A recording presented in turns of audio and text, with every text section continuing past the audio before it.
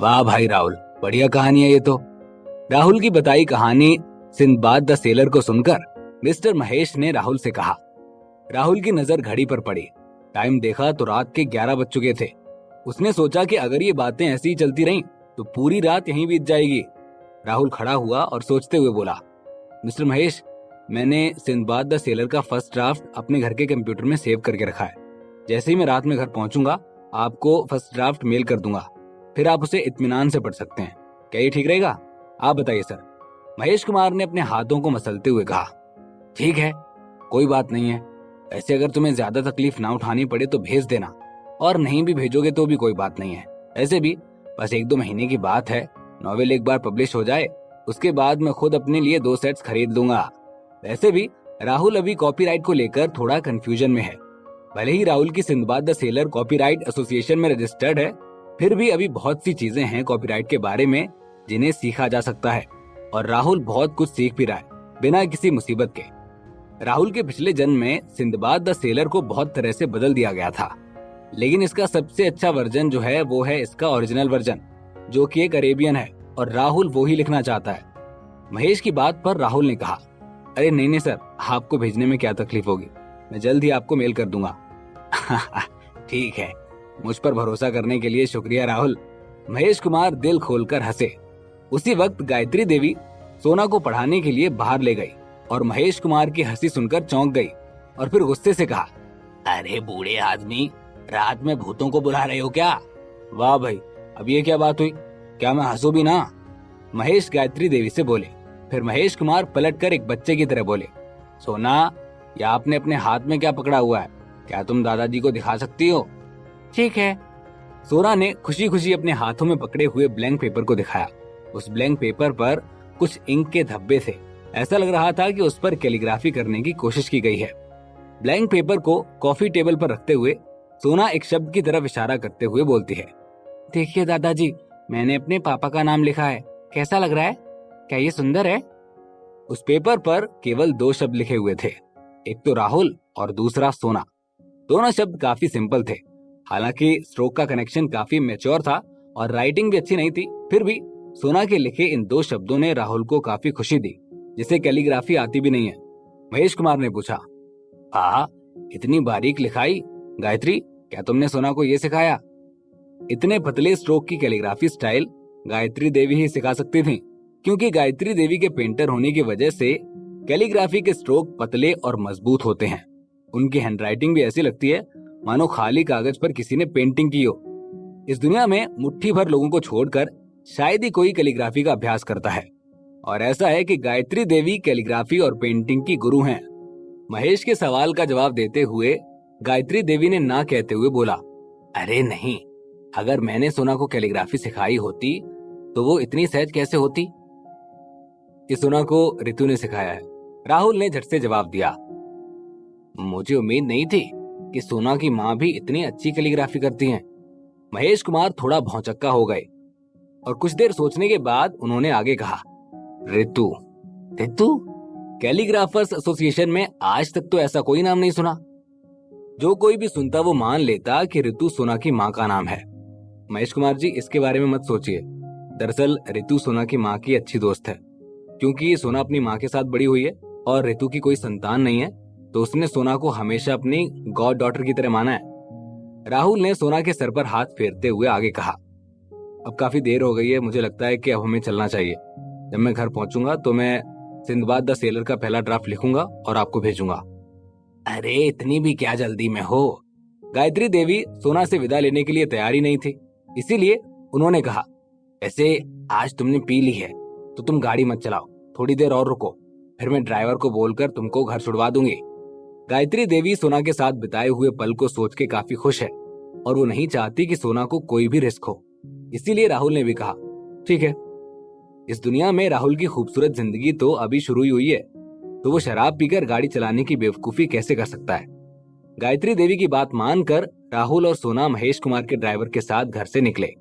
उन्हें वहां से अपने घर तक जाने में केवल आधा घंटा लगा। घर पहुंचने के बाद इस बार राहुल ने सोना को सुलाने की जल्दबाजी नहीं की, बल्कि सबसे पहले उसने सिंदबाद द सेलर का पहला ड्राफ्ट महेश कुमार के मेल बॉक्स में भेजा।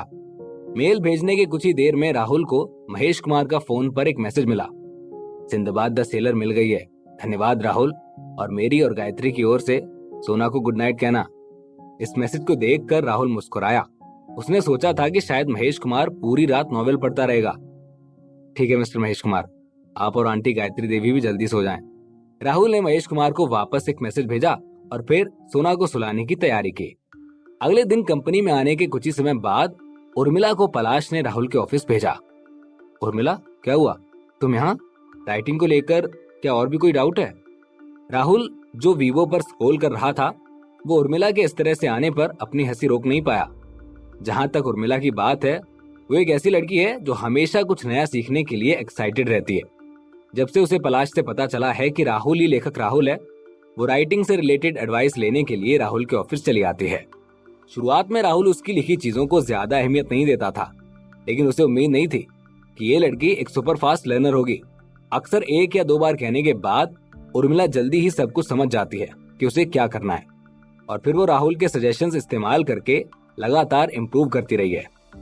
उर्मिला ने अपनी आंखें घुमाई और बोली, अगर लिखने के बारे में नहीं होगा तो क्या मैं आ भी नहीं सकती?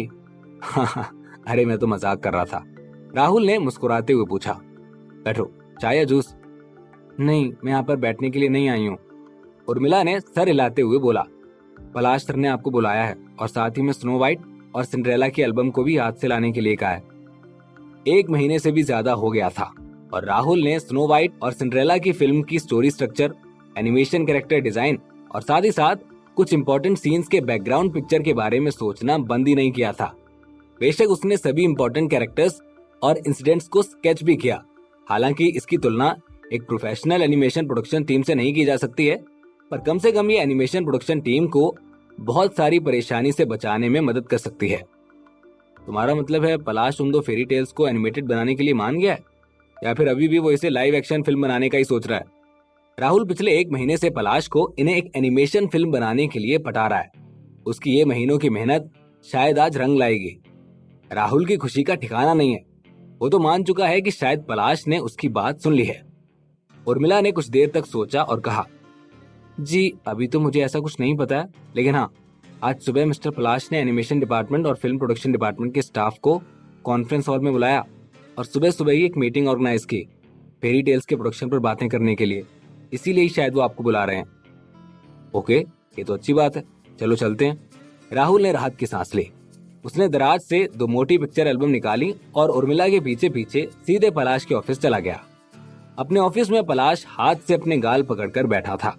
तभी राहुल ने दरवाजा खटखटाया और अंदर आया तो पलाश ने उसकी ओर देखा और कहा, अरे राहुल, तुम आ गए, बैठो। उर्मिला, राहुल को एक कप कॉफी पिलाओ। राहुल को अपनी टेबल के सामने वाली कुर्सी को हटाते हुए और बैठते हुए देखकर पलाश ने कहना जारी रखा, 1 महीने से ज्यादा टाइम से मैं इस बारे में सोच रहा था कि क्या फेरी टेल, सिंड्रेला और स्नो वाइट को एनिमेटेड मूवीज में अडेप्ट किया जाए। तुम तो जानते ही हो कि चाहे हमारा देश हो या विदेश, एनिमेशन मूवीज को टीवी पर या मेजर मूवी साइट्स पर ही देखा जाता है। एनिमेशन को सिनेमा के पर्दे पर ले जाने की हिम्मत आज तक किसी ने नहीं की है। इस बारे में बात करते हुए पलाश ने अपना सिर हिलाया। शायद रेटिंग रखना आसान है, लेकिन बॉक्स ऑफिस पर ऐसी बच्चों की फिल्म से पैसा कमाना कठिन है। सच कहूं तो वास्तव में मैं ये रिस्क उठाने की हिम्मत नहीं कर सकता। पलाश, तो क्या तुम अभी भी लाइव एक्शन मूवी एनिमेशन के बारे में सोच रहे हो? राहुल ने कहा। इन चीजों को देखने के बाद अब इसके बारे में फैसला क्यों नहीं लेते? बोलते समय राहुल ने अपने हाथ में लिए हुए 2 पिक्चर एल्बम्स को थपथपाया। ये क्या है?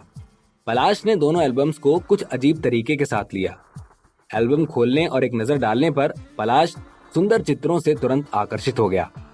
एल्बम टाइटल पेज से शुरू होती है। टाइटल पेज का रंग आसमानी नीला है। टाइटल पेज के बाईं ओर एक गहरे नारंगी कद्दू की गाड़ी है। कद्दू की गाड़ी के बगल में खड़ा एक सुंदर और शिष्ट वेस्टर्न लड़का है, जो एक यूरोपीय राजकुमार की कॉस्ट्यूम्स में है और भूरे बालों और मोटी भौं के साथ तैयार है। और उस वेस्टर्न आदमी के बगल में एक आसमानी नीले रंग की ऑफ शोल्डर प्रिंसेस के कॉस्ट्यूम और क्रिस्टल जूते में एक सुंदर लड़की है। कंटेंट पढ़ने से पहले पलाश सिर्फ टाइटल पेज से ही इम्प्रेस हो गया। क्योंकि पलाश ने पहले ही सिंड्रेला सोना की गुड नाइट स्टोरी में पढ़ी है, इसीलिए उसने टाइटल पेज पर बनी दोनों इमेजेस को एक नजर में ही पहचान लिया। यह है सिंड्रेला और ये उसका राजकुमार। एक गहरी सांस लेते हुए पलाश दूसरे पन्ने की ओर मुड़ने का इंतजार नहीं कर सकता था। दूसरा पेज भी कमाल का था। पलाश बहुत धीरे धीरे पेजेस को फ्लिप करने लगा, क्योंकि एल्बम इतनी अच्छी थी कि पलाश अभी सिंड्रेला को छोड़कर सब कुछ भूल गया था। वास्तव में पलाश ने राहुल की बात नहीं मानते हुए सिंड्रेला और स्नो वाइट को एक एनिमेशन फिल्म बनाने का विचार पहले ही खत्म कर दिया था। यहाँ तक कि उसने तो ये भी सोचना शुरू कर दिया था कि अगर इन दोनों स्टोरीज को लाइव एक्शन फिल्म बनाया जाए तो इनमें एक्टिंग करने के लिए कौन से एक्टर्स को लिया जाना चाहिए और फिल्म का स्ट्रक्चर क्या होना चाहिए। लेकिन उसने जैसे ही राहुल की सिंड्रेला वाली एल्बम देखी तो उसके सारे आइडियाज खत्म हो गए और वो उस एल्बम में खो गया। क्या राहुल और पलाश फिल्म को लेकर सेम पेज पर आ सकेंगे? सिंदबाद द सेलर का क्या होगा? क्या Mahesh Kumar Sinbad the seller novel को पसंद करेंगे? जानने के लिए सुनते रहिए सुपरस्टार पापा, सिर्फ पॉकेट एफएम पर।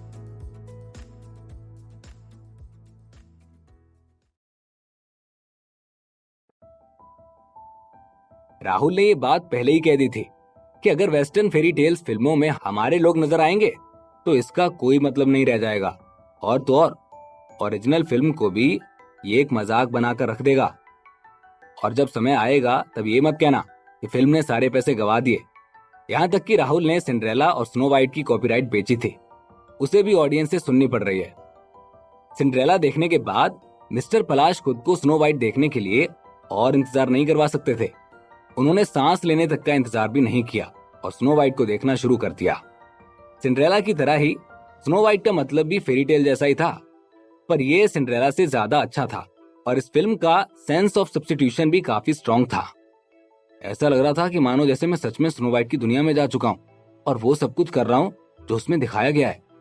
एल्बम पढ़ते पढ़ते मिस्टर पलाश का काफी समय गुजर चुका था। तब जाकर 1 घंटे में एल्बम खत्म हुई। मिस्टर पलाश ने अपनी आंखें बंद की और थोड़ी देर उसके बारे में सोचते रहे।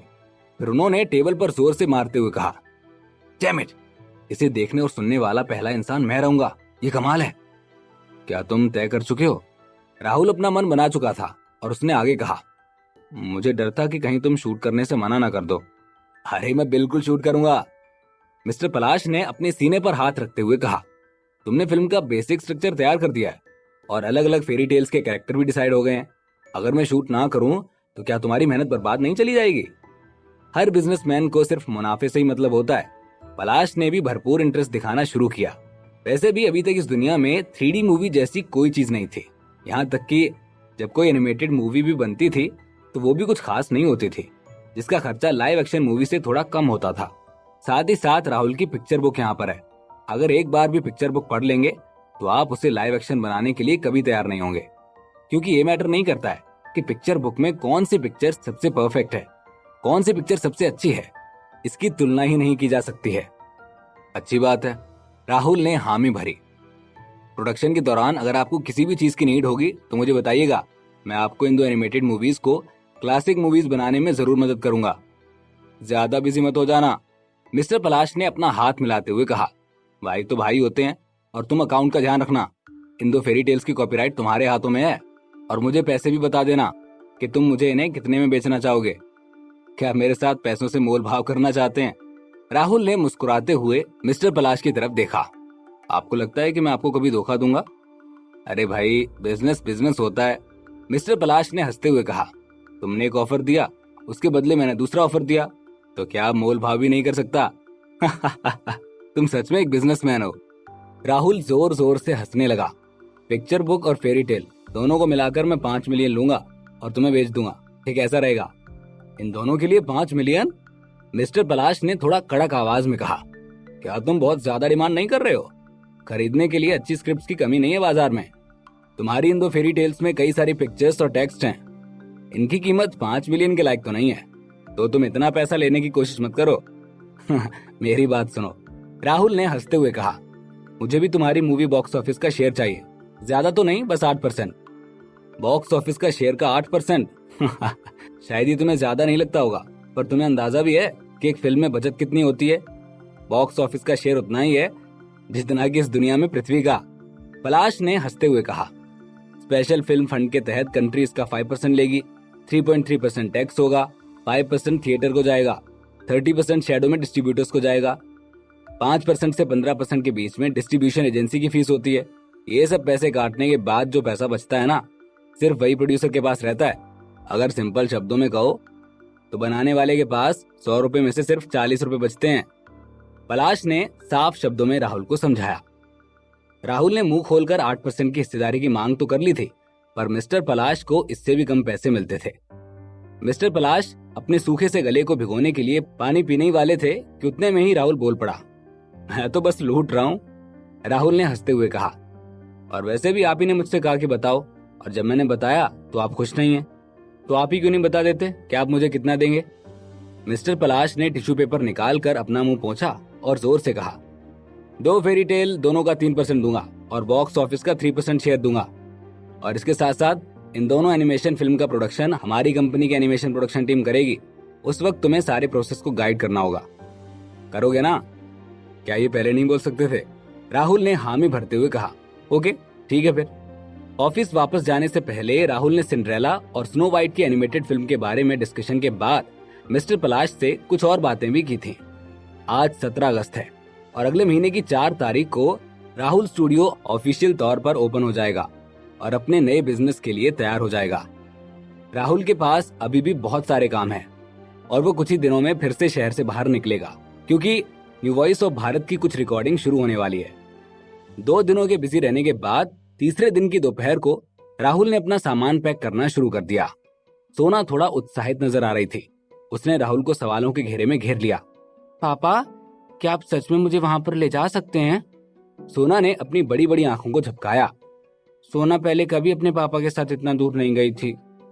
क्या सोना जाना चाहती है? राहुल ने सोना के पेन को बैग में पैक करते हुए पूछा।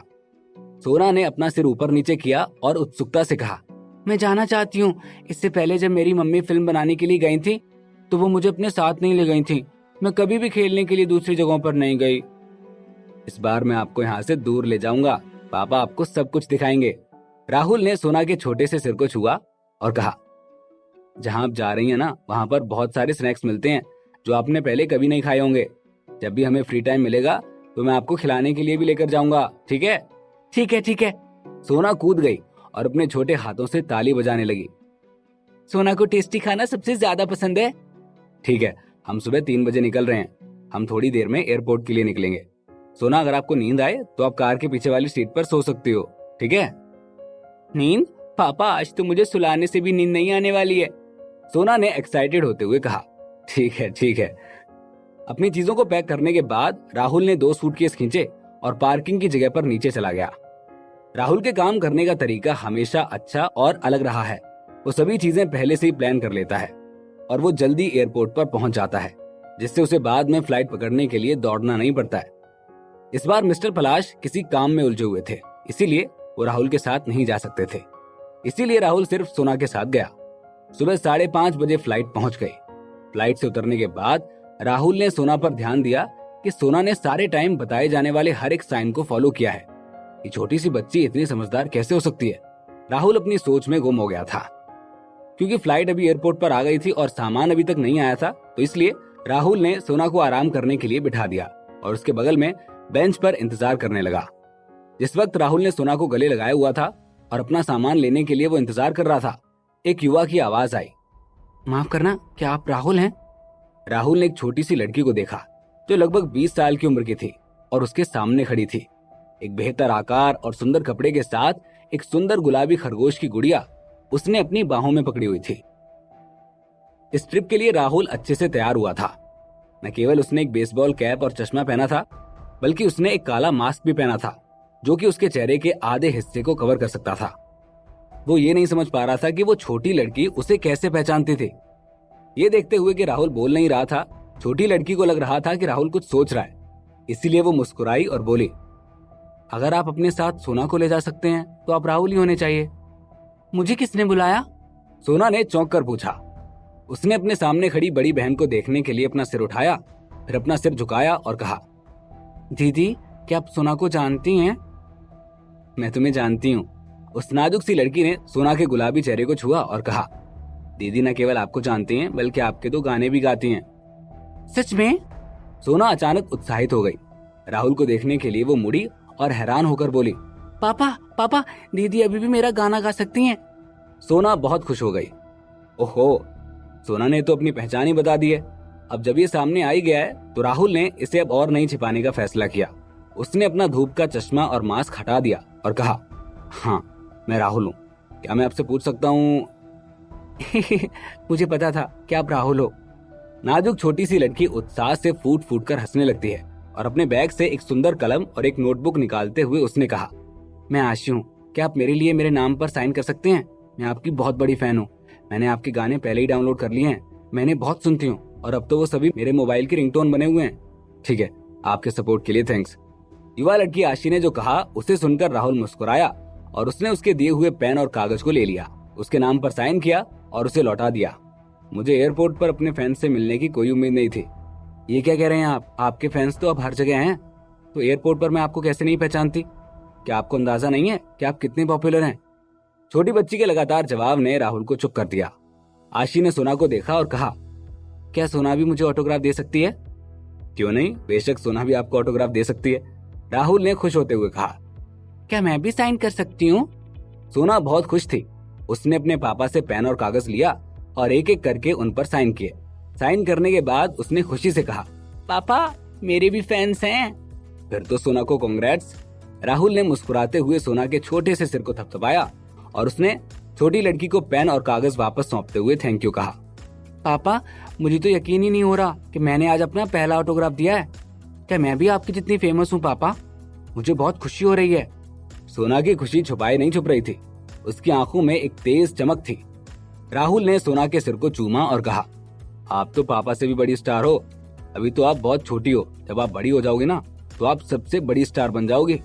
फिर आप लाखों ऑटोग्राफ दिया करोगी अपने फैंस को। सोना जैसे अपना फ्यूचर देखते हुए खो गई। तभी आवाज आई, अरे देखो ये राहुल जैसा दिखता है ना? ये सच में राहुल है, वो बड़ा स्टार। ये बच्ची, अरे हाँ ये राहुल और सोना ही है। मैं इन्हें कैसे नहीं पहचान पाऊंगी? जाओ एक सिग्नेचर बुक और एक सिग्नेचर पेन खरीदो, मुझे राहुल से ऑटोग्राफ चाहिए। इतने कम समय में कई सारे लोग अपना सामान लेने के लिए यहाँ आए और दोनों के बीच बातचीत के साथ साथ राहुल और सोना की मौजूदगी ने भी कई पैसेंजर्स को अट्रैक्ट किया और सभी में खुसर फुसर चालू हो गई। अब क्या राहुल अपने फैंस के बीच घिर जाएगा? क्या सोना के भी कई फैंस हो पाएंगे? क्या राहुल वक्त पर अपने काम के लिए पहुंच पाएगा? जानने के लिए सुनते रहिए सुपरस्टार पापा, सिर्फ पॉकेट एफएम पर।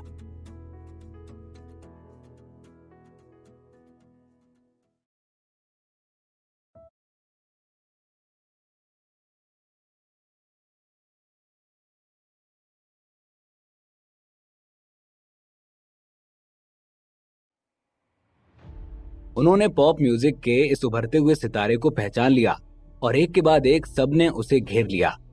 जो लोग दूर थे वो नहीं जानते थे कि यहाँ क्या चल रहा है।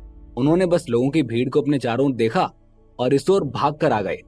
आखिर जिज्ञासु होना तो इंसान की फितरत है, तो जहाँ इतनी भीड़ इकट्ठी हो वहाँ क्या हो रहा है ये जानने से लोग कैसे बच सकते हैं? क्या तुमने अभी क्या कहा? क्या सच में यहाँ कोई सेलिब्रिटी आया हुआ है? दूर से आए एक आदमी ने सामने वाले से पूछा। अरे आपको नहीं पता? जिस आदमी से पूछा गया था उसने उस आदमी को देखने के लिए अपना सिर घुमाया और कंफ्यूज होने का नाटक किया और कहा, मैं आपको बताता हूँ, इंग्लैंड के राजा यहाँ पर आए हुए हैं द वॉइस ऑफ भारत में पार्टिसिपेट करने। बकवास मत करो। उसके बगल में एक आदमी ने उसे रोका। उस भीड़ में उसने थोड़ी सी जगह बनाई और सोना की ओर इशारा किया और कहा, क्या तुमने उस छोटी लड़की को देखा है? उसका नाम सोना है और उसके पिता हैं। ओह मुझे पता है, मुझे पता है। वो आदमी अचानक खुश हो गया और चिल्लाया, राहुल, ये राहुल है। ओ माय गॉड, ये राहुल है। मैं उनसे ऑटोग्राफ मांगने जा रहा हूँ। वो आदमी इतने जोर से चिल्ला रहा था कि कोई सोच नहीं सकता।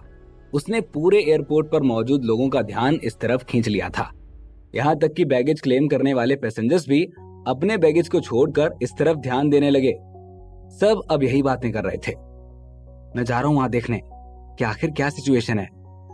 मुझे नहीं पता कि ये आदमी क्यों चिल्ला रहा है। अरे भाई तुम क्यों चिल्ला रहे हो? अरे वो देखो, उसका नाम क्या था? राहुल। क्या तुम उसका एक ऑटोग्राफ चाहते हो? राहुल यहाँ? क्या ये सच है? ये क्या बकवास सवाल है? क्या ये तुम्हें कोई डुप्लीकेट लग रहा है? वहां उस छोटी लड़की को देखो, जानी पहचानी नहीं लग रही है? अरे ये सोना है, उसकी बेटी है ना? जल्दी करो और तुम उनसे ऑटोग्राफ मांगो। बैगेज क्लेम करने वाले लोग उस जगह लगभग 800 से 1000 के करीब होंगे। आनन फानन में आए पैसेंजर्स ने तेजी से लगेज क्लेम एरिया को घेर लिया। लगभग हर कोई राहुल के साथ ऑटोग्राफ और ग्रुप फोटो के लिए चिल्ला रहा था। पैसेंजर्स को इधर उधर भागते हुए देखकर राहुल चौंक गया। उसने सोना को अपनी बाहों में जकड़ लिया और उसी समय पास ही लगी एक बेंच पर खड़ा हो गया, जिसकी वजह से वो पूरे एयरपोर्ट का व्यू देख सकता था। देखो, वो राहुल उस बेंच पर खड़ा हो गया, ये वास्तव में वही है। तेज नजर वाले किसी ने राहुल और सोना को देखा और अब लगेज क्लेम एरिया और भी ज्यादा भीड़ से भर गया और बढ़ती हुई भीड़ उन्हें देखकर और भी ज्यादा पागल हो गई। कुछ देर के लिए पूरे लगेज क्लेम एरिया में अफरा तफरी मच गई। एयरपोर्ट के सिक्योरिटी ऑफिस के पेट्रोल ऑफिसर्स सिचुएशन के बारे में उलझन में थे और उन्होंने सोचा कि सभी पैसेंजर्स शायद चोरों को पकड़ रहे हैं। आखिरकार ये लगेज क्लेम एरिया है और चोरों का यहाँ सामने आना आम सी बात है। इसीलिए लगेज क्लेम एरिया में ड्यूटी पर तैनात पेट्रोल ऑफिसर्स ने तुरंत पूरी टीम को दौड़ा दौड़ाकर बुला लिया। बेंच पर खड़े होकर राहुल ने सोना को गले लगा लिया, ये महसूस करते हुए कि इसका उल्टा असर हो गया है। उसका दिल हिल गया और वो सामान लेने के लिए बड़े टर्न टेबल पर कूद गया। वो तो बड़ा टर्न टेबल अभी तक चालू नहीं हुआ है, नहीं तो राहुल और सोना पक्का ही उस पर गिर जाते। सोना को सबसे ऊंचे और सबसे बड़े टर्न टेबल पर खड़ा करने के बाद और ये कंफर्म करने के बाद कि सोना को वो क्रेजी पैसेंजर्स तकलीफ नहीं पहुंचा पाएंगे, राहुल ने ऑडियंस की भीड़ का सामना करने के लिए अपना सिर घुमाया। आखिरकार वो अपने पिछले जन्म में भी एक टॉप डोमेस्टिक सिंगर था और राहुल अभी भी क्रेजी फैंस को कैसे संभालना है ये अच्छी तरह से जानता है। फोन निकालकर एक ऐप पर क्लिक करते हुए राहुल फोन में जोर से चिल्लाया, मेरे दोस्तों प्लीज आगे की ओर भागना बंद करें। मुझे उम्मीद है कि सभी दोस्त एयरपोर्ट के रूल्स को फॉलो कर सकते हैं और भगदड़ को रोक सकते हैं। मोबाइल फोन में एक स्पीकर सॉफ्टवेयर है जिसमें आप जो भी फोन में बोलेंगे वो उसके स्पीकर से एक लाउड स्पीकर की तरह निकलेगा। इस वजह से राहुल की आवाज अब पैसेंजर्स के मुकाबले बहुत तेज हो गई थी। दरअसल पैसेंजर्स की भीड़ के कारण लगेज क्लेम एरिया में अफरा तफरी मच गई थी और शोर बहुत तेज था। यहाँ तक कि अगर कोई चिल्लाता भी है तो भी कोई उसे साफ साफ नहीं सुन सकता है। लेकिन राहुल के मोबाइल फोन की क्वालिटी अच्छी है और आवाज काफी तेज है। राहुल की आवाज के साथ लगेज क्लेम एरिया में एक पल का सन्नाटा छा गया और फिर पैसेंजर्स होश संभाल कर थोड़ा धीमे हुए। मेरे दोस्तों प्लीज भागे नहीं, मैं राहुल कोई अजूबा नहीं हूँ, आप सब लोग प्लीज शांति रखिए। पैसेंजर्स को शांत देखकर राहुल की आवाज थोड़ी ज्यादा तेज हो गई। कभी कभी सेलिब्रिटी की बातें सच में असर करते हैं। राहुल के एक बार कहने के बाद शांत पैसेंजर्स एक अच्छे तरीके से लाइन में लग गए और दो अलग अलग लाइंस में जल्दी से खड़े हो गए और जैसे जैसे ज्यादा से ज्यादा लोग पिकअप गेट से बाहर आए, दोनों लाइंस ज्यादा लोगों के साथ और लंबी होती गई। सिचुएशन क्या है? लगेज क्लेम एरिया में पेट्रोल ऑफिसर्स की टीम जब फुल गियर में पहुंची तो उन्होंने पाया कि बेचैन भीड़ खुद ही दो लाइन में बट गई थी। मतलब हर पैसेंजर के चेहरे पर परेशानी थी, लेकिन फिर भी वो लाइन में लगे थे। राजेश, तुमने तो कहा था कि यहाँ सैकड़ों लोग चोरों को पकड़ रहे हैं। पेट्रोल टीम का कैप्टन 37 से 38 साल का एक मजबूत आदमी था। अपने सामने ठीक ठाक माहौल को देखकर वो कैप्टन 20-21 साल के जूनियर पर चिल्लाया। वो आदमी थोड़ा छोटा और दुबला पतला था। जब कैप्टन उस पर चिल्लाया तो वो डर के मारे एक कदम पीछे हट गया और उसने डरते हुए कहा, कैप्टन सूद, मैंने भी वही सुना जो दूसरों ने कहा और मुझे भी असली सिचुएशन का पता नहीं था। क्या तुम्हारी बात का कोई तुक है? कैप्टन सूद ने चौंक कर कहा। जाओ जल्दी से जाकर उन सबसे पूछो कि क्या चल रहा है। जी कैप्टन, मैं भी जाता हूँ, राजेश ने झट से जवाब दिया। वो मुड़ा और लाइन की ओर भागा। कैप्टन की डांट खाने की वजह से उसकी स्पीड उसेन बोल्ट से भी ज्यादा तेज हो गई, जैसे कि कैप्टन सूद उसे खाने वाला हो। ये लड़का, उसकी नजर खराब और खराब होती जा रही है। कैप्टन सूद ने अपना सिर हिलाया और कहा, आप भी अगली बार पुलिस बुलाने से पहले अच्छे तरीके से जांच लें। जब कैप्टन सूद ने टीम के सदस्यों को सबक सिखाया तब राजेश भी वापस आया और कैप्टन सूद को पूरी कहानी बताई। कहानी बताने के बाद राजेश ने कहा, कैप्टन, मुझे लगा था कि ये लोग एक चोर को पकड़ रहे हैं, लेकिन मुझे नहीं पता था कि ये किसी सेलिब्रिटी का पीछा कर रहे थे। मामले की पूरी कहानी सुनकर कैप्टन ने सिर हिलाया। ओह, तो ऐसा हुआ था। कैप्टन सूद ने अपनी ठुड्डी को रगड़ा और कहा, वैसे आपने अभी किसका जिक्र किया है? कौन सा बड़ा स्टार मुंबई एयरपोर्ट पर आया है? राहुल, राजेश ने तुरंत जवाब दिया। ये वही है जिसने आई जस्ट मेट यू गाया था मुलाकात रेस्टोरेंट में। Just met you? उसके बगल में खड़ा पेट्रोल टीम का एक मेंबर जो कि बहुत जवान था, वो तुरंत खुश हो गया। क्या ये सच में राहुल ही है? फिर कैप्टन सूद, क्या मैं भी उसे देखने जा सकता हूँ? नहीं, कैप्टन सूद ने सीधे मना कर दिया। तुम तो मुझे ये बताओ कि तुम आमतौर पर पूरे हफ्ते में केवल 3 या 2 दिन काम करते हो और हम रोज इतने बिजी रहते हैं, फिर काम पर आकर भी तुम मुझसे कह रहे हो कि तुम्हें सेलिब्रिटी से मिलने जाने दूं। कैप्टन सूद और उनकी पेट्रोल टीम एयरपोर्ट के बैगेज क्लेम एरिया और एयरपोर्ट पिकअप गेट के लिए रिस्पॉन्सिबल है। क्योंकि इन 2 जगहों से लोगों का आना जाना काफी ज्यादा रहता है, तो यहाँ की पेट्रोल टीम एक रोटेशन सिस्टम को अपनाते हैं जो हर 24 घंटे में घूमती है और कुल 3 पेट्रोल टीम्स होती हैं। सर प्लीज सर, मेरी बात समझिए, उस पेट्रोल टीम के जवान मेंबर ने तुरंत कहा। कैप्टन सूद, मेरी गर्लफ्रेंड राहुल की बहुत बड़ी फैन है। अगर मेरी गर्लफ्रेंड को पता चला कि राहुल ठीक मेरी आंखों के सामने था लेकिन मुझे एक ऑटोग्राफ भी नहीं मिला तो वो बहुत गुस्सा हो जाएगी सर। हाँ? कैप्टन सूद एक पल के लिए हैरान रह गए। उन्होंने कभी उम्मीद नहीं की थी कि राहुल का इतना जबरदस्त क्रेज होगा। वो इस समय पीछे खड़े एक अधेड़ उम्र के पहरेदार ने कहा, कैप्टन सूद, जाने दीजिए इस बच्चे को। अरे हम हैं ना यहाँ ऑर्डर मेंटेन करने के लिए। ठीक है राम जी। कैप्टन सूद ने अधेड़ उम्र के पेट्रोल मेंबर को देखने के लिए अपना सिर घुमाया और कहा, ठीक है मुकेश, मैं तुम्हें आधे घंटे की छुट्टी दूंगा। आधे घंटे के बाद तुम्हें ड्यूटी पर वापस आना होगा। ओह, सिर्फ आधा घंटा ही? मुकेश ने 2 लंबी लाइंस को देखा और उसका मन उदास हो गया था। क्या तुम बेवकूफ हो? कैप्टन सूद ने उस पर चिल्लाया। मुकेश ने इस समय अपना सिर झुका लिया। फिर कैप्टन सूद ने धीमी आवाज में कहा, मैंने तुम्हें आधा घंटा दिया है, पर यह नहीं बताया कि तुम्हारी आधे घंटे की छुट्टी कब शुरू होती है, तो जब लोग कम हो तब तुम जा सकते हो। मुकेश की आंखें चमक उठी और उसने सिर हिलाया। ये ठीक है, मैंने ऐसा क्यों नहीं सोचा। थैंक यू कैप्टन सूद। मुझे ज्यादा झाड़ पर मत चढ़ाओ लड़के। सूद ने अपना हाथ लहराया। वैसे एक बात और सुनो, तुम मुझसे 1 नहीं 2 ऑटोग्राफ मांगोगे, क्योंकि तुम्हारी भाभी भी राहुल को पसंद करती है। कैप्टन सूद, ये क्या है? मुकेश थोड़ा अवाक था और पेट्रोल टीम के बाकी पुलिस ऑफिसर्स ने भी कैप्टन सूद को हैरानी से देखा। अरे क्या देख रहे हो? कैप्टन सूद का चेहरा लाल हो गया और उसने आगे कहा, अगर आपको ऑटोग्राफ चाहिए तो मुझे भी एक ऑटोग्राफ चाहिए, तो इधर मत रुको और तुरंत ड्यूटी पर जाओ। मुकेश डर गया। नहीं नहीं सर, मैं जाता हूँ और लेकर आता हूँ। कैप्टन सूद मन ही मन मुस्कुराने लगे। इस समय कैप्टन सूद भी खुद को कंट्रोल नहीं कर सके। उन्होंने भी मुकेश को अपने लिए एक ऑटोग्राफ लाने के लिए कह दिया। पर क्या वो इतने ऑटोग्राफ देगा? मुकेश ने चिंता से पूछा। मुकेश, तुम पेट्रोलिंग टीम की वर्दी में हो, वो तुम्हें अवॉइड या इग्नोर नहीं कर सकता। तुम जो बोलोगे वो वही करेगा। जी सर, ये ठीक है, ये सही बात है। इस पेट्रोल टीम में 20 मेंबर थे और फिर लगभग सभी ने राहुल के ऑटोग्राफ मांगे। पूरी पेट्रोल टीम में ऐसा कोई नहीं है जो राहुल को पसंद ना करता हो। सुबह के समय बहुत ज्यादा फ्लाइट्स नहीं थी, इसीलिए सिचुएशन जल्दी ही अंडर कंट्रोल हो गई और अब ऑटोग्राफ और फोटो के लिए पूछने वाले लोग भी ज्यादा नहीं बचे थे। राहुल बेंच पर खड़ा होकर पैसेंजर्स को ऑटोग्राफ दे रहा था और उनके साथ पिक्चर्स ले रहा था।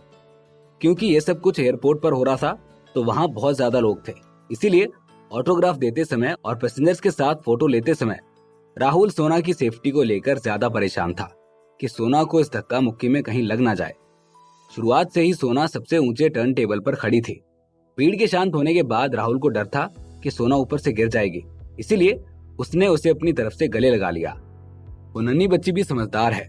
जब राहुल ऑटोग्राफ देने और सामने पैसेंजर्स के साथ पिक्चर्स लेने में बिजी था, तब सोना अच्छी बच्ची की तरह बैठकर इंतजार कर रही थी। राहुल को ये सब करते इतनी देर हो गई थी कि उसे थोड़ी नींद आने लगी थी और वो नन्ही बच्ची सीधे सामान पर झुककर सो गई। बेशक राहुल सोना को लेकर परेशान था और समय समय पर उसकी ओर देख रहा था।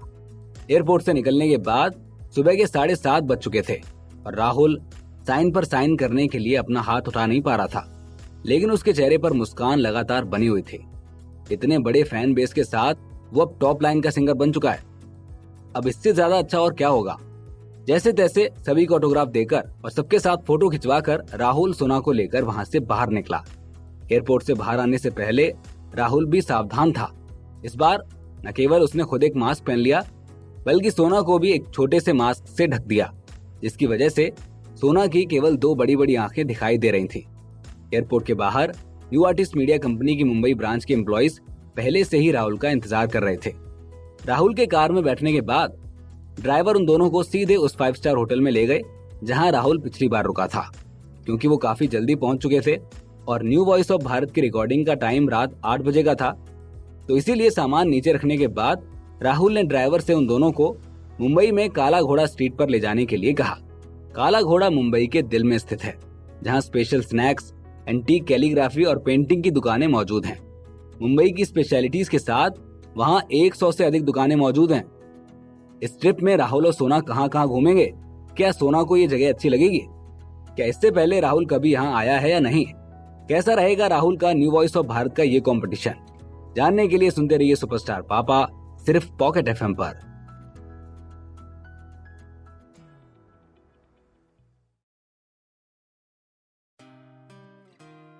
काला घोड़ा स्ट्रीट बहुत सुंदर है, जहां बहुत अलग अलग तरह के स्नैक्स, एंटीक कैलीग्राफी और पेंटिंग की दुकानें, सजावट के सामान, कपड़े और जूते बैग्स की ढेरों शॉप्स मौजूद हैं। मुंबई की स्पेशलिटीज के साथ वहां 100 से अधिक दुकानें मौजूद हैं। राहुल अपनी पुरानी ट्रिप की यादों में गुम होकर सोचता रहा। पिछली बार जब मैं न्यू वॉइस ऑफ भारत की रिकॉर्डिंग के लिए मुंबई आया था, तो मेरे पास घूमने के लिए ज्यादा टाइम नहीं था। मैं बस कुछ ही टाइम इस शहर में घूमा। यहाँ से मैंने सोना और मिली के लिए कुछ कपड़े और कुछ चीजें खरीदी थी। क्योंकि मैं इस बार सोना को यहाँ पर लाया हूँ और ये जगह इतनी फेमस है, तो मुझे सोना को कुछ खिलाने और घुमाने के लिए ले जाना चाहिए। रोड के एंट्रेंस पर खड़े होकर राहुल और सोना उस स्ट्रीट को देख रहे थे। सोना का चेहरा उत्साह से भर गया। पूरी गली चमक रही थी। ढेरों शॉप्स में रंग बिरंगी लाइट्स लगी हुई थी। ये नजारा बहुत ही सुंदर था। पापा, ये हम कहाँ पर हैं? छोटी बच्ची ने राहुल का हाथ पकड़ लिया। उसने बाएं और दाएं देखा और उसकी बड़ी बड़ी आंखें खुशी से भरी थी। यहाँ राहुल ने भीड़ को देखा और सोना को सीधे अपने कंधों पर बिठाकर बोला, देखो, ये पूरी गली उन दुकानों से भरी हुई है जहाँ टेस्टी खाना मिलता है। सोना इसे खाना चाहती है? हाँ। सोना की आंखें चमक रही थी। पापा, वहाँ क्या है? ये बहुत इंटरेस्टिंग लग रहा है। और वो उधर क्या है? मैंने ये कभी नहीं देखा है। सोना राहुल के कंधों पर बैठी हुई पूरी स्ट्रीट का पेनोरामिक व्यू देख रही थी। राहुल ने अपने हाथ उठाए और छोटी बच्ची को थोड़ा और ऊपर कर दिया। सोना ने अपने दोनों हाथों से राहुल का सिर पकड़ा हुआ था और वो राहुल को स्ट्रीट पर दाएं बाएं दौड़ने का ऑर्डर दे रही थी। इस छोटी सी स्टॉल पर थोड़ी देर के लिए रुको, मुझे वो खाना है, और थोड़ी देर के लिए वो स्टॉल में चलो। वाह पापा, कितनी अच्छी कैंडी है, ये मैंने पहले कभी नहीं खाई। आज तो मैं यहाँ सब कुछ खा लूंगी पापा। सोना की खुशी का कोई ठिकाना नहीं था। ये आधे घंटे तक चला। इतना ही नहीं, सोना ने अपने छोटे हाथों में बहुत सारे स्नैक्स लिए हुए थे। राहुल ने चीजों को रखने की सुविधा के लिए अपनी कमर पर एक छोटी सी बास्केट भी लटका ली थी और अब वो छोटी बास्केट भी भर चुकी थी। पोटैटो रिंग्स, चिप्स, अलग अलग स्नैक्स सोना ने अपनी बास्केट में भर रखे थे। राहुल सोना की बास्केट देखकर हंसकर कहता है, सोना से बड़ी भुक्खड़ मिली भी इस छोटे से बास्केट को पूरा खत्म नहीं कर सकती है। सोना इसे कैसे खत्म कर पाएगी? सोना, हम वापस जाने से पहले थोड़ी देर आराम करने के लिए कोई जगह क्यों नहीं ढूंढ लेते? उसकी कमर पर वो छोटी बास्केट और भारी होती जा रही थी, इसीलिए राहुल ने सोना से उसकी इच्छा पूछनी शुरू की। सोना ने अब अपने दाएं हाथ में बैग को पकड़ रखा है और अपने बाएं हाथ में आइसक्रीम। उसका मुंह आइसक्रीम से भरा हुआ है और तो और उसके चेहरे पर भी आइसक्रीम लग गई है। पापा, क्या आप थक गए हैं? सोना जो खुशी से आइसक्रीम खा रही थी, थोड़ी देर के लिए रुक गई। फिर चलो रुककर आराम करते हैं और ऐसा करते हैं कि कुछ और भी टेस्टी खाते हैं। वैसे तो छोटी सी सोना का पूरा ध्यान खाने पर टिका था, पर फिर भी उसे अपने पापा के लिए बुरा महसूस हो रहा था। राहुल ने सर हिलाया और कहा, हाँ, हमें थोड़ा रेस्ट करना चाहिए, मैं भी थोड़ा थक गया हूँ। तभी राहुल की नजर एक कैफे पर पड़ी। अंदर जाकर सोना ने खिड़की के पास की एक सीट चुनी। सोना दौड़कर कुर्सी पर बैठ गई। फिर राहुल ने चिकन टिक्का, कोल्ड ड्रिंक और ड्राई फ्रूट शेक ऑर्डर किए। मुंबई पुणे के बजाय ज्यादा फास्ट था। मुंबई में बहुत भीड़, ट्रैफिक और सबकी दौड़ती हुई लाइफ है, जबकि पुणे में लाइफ की स्पीड थोड़ी सी धीमी है। कुर्सी से कमर टिकाकर राहुल रेस्ट कर रहा था। खिड़की से बाहर लोगों को भागते हुए देख राहुल को अचानक ख्याल आया, ऐसा लगता है कि मैं इस फास्ट लाइफ में ज्यादा दिन नहीं रह सकता। मेरे लिए धीमी स्पीड ज्यादा परफेक्ट है। मैं सोना के साथ किसी शांत और सुंदर जगह रहूंगा। बस यही सोचते हुए लोगों का एक बड़ा सा ग्रुप अचानक खिड़की के बाहर सड़क पर दिखाई दिया। पीछे बहुत तेजी से लोग उत्सुक होकर भाग रहे थे और आगे कैमरा दल, ट्राइपॉड और लाइट्स के साथ कैमरा क्रू और कुछ लोग थे। बहुत सारे लोग ऑरेंज लाइट मीडिया का कोट पहने हुए थे और साथ में नीले कपड़ों में 2 आदमी और औरतें भी हैं। अरे, बाहर इतनी चहल पहल क्यों है? मुझे नहीं पता, पर ऐसा लगता है कि ऑरेंज लाइट मीडिया कोई प्रोग्राम रिकॉर्ड कर रही है। चलो चलते हैं और हम भी देखते हैं। कैफे में राहुल के अलावा कई लोग थे। इस नज़ारे को देखने के बाद लोगों के मस्ती करने वाले नेचर ने उन्हें बाहर देखने जाने के लिए मजबूर कर दिया। राहुल असल में बहुत उत्सुक था। उसने बस सोना को मुड़कर देखा, पर वो अपने खाने पर ध्यान दे रही थी और बाहर देख रही थी। अगर मैं चला गया तो सोना को कौन देखेगा? पापा वो दीदी, मैंने उस दीदी को पहले देखा है।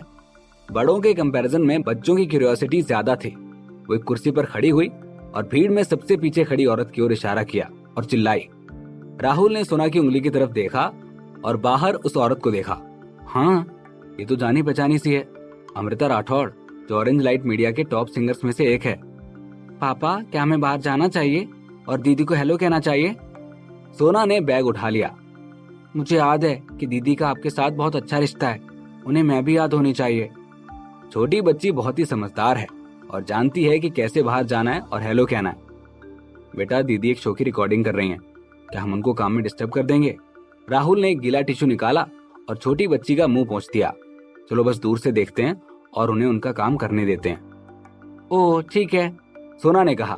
पापा आप भी खा सकते हैं, मैं ये अकेले खत्म नहीं कर सकते। ठीक है, चलो साथ में खाना खाते हैं। राहुल ने प्लेट में चिकन टिक्का निकाला और खाना शुरू कर दिया। वाह, ये बहुत टेस्टी है। इसमें कोई शक नहीं है कि काला घोड़ा स्ट्रीट में खाने का टेस्ट बहुत ही अच्छा है। राहुल और उसकी बेटी सोना खुशी से खा रहे थे। तमाशा देखने निकले लोग भी लौटते हुए बोले, अरे वो लोग क्या कर रहे हैं? इस शो को क्या कहा जाता है? Treasure Hunt? क्या सही में इसका यही नाम है? Treasure Hunt? क्या बकवास है, इन लोगों को कुछ भी टॉपिक मिल जाता है। लोग हंसते हुए वापस जाकर अपनी जगह बैठ गए और खाने लगे। जब राहुल अपनी सोच में गुम था तब उसके सामने बैठी सोना अपने पेट पर हाथ घुमा रही थी। पापा, मैं बहुत नहीं खा सकती, मेरा पेट फूट जाएगा। हाँ मेरे बच्चे, अब आप इसे छोड़ दो, आपकी तबीयत बिगड़ सकती है, राहुल ने सोना से कहा। पापा, क्या मैं आपके लिए कुछ ऑर्डर कर सकती हूँ? ठीक है, तो मेरे लिए कप चाय ऑर्डर कर दो, मुझे चाय पीने की इच्छा हो रही है, राहुल ने सोना का मन रखने के लिए कहा। ओ वाह, मैंने आज तक कभी चाय नहीं पी है, क्या मैं भी थोड़ी चाय पी सकती हूँ पापा? सोना ने ठिठकते हुए कहा। नहीं बेटा, तुम्हारा पेट गड़बड़ हो जाएगा, आज नहीं, तुम फिर कभी पी लेना, राहुल ने हाथ हिलाते हुए कहा। प्लीज पापा, थोड़ी सी, सोना ने मासूम से चेहरे से कहा। ठीक है, राहुल ने अपना सिर हिलाया और कहा, सिर्फ एक छोटा कप, और ज्यादा नहीं। सोना ने उत्साह से अपना सिर ऊपर नीचे हिलाया और कहा, ठीक है, सोना केवल एक छोटा कप ही पिएगी। राहुल उठा और एक छोटा कप मांगने के लिए फ्रंट डेस्क पर गया।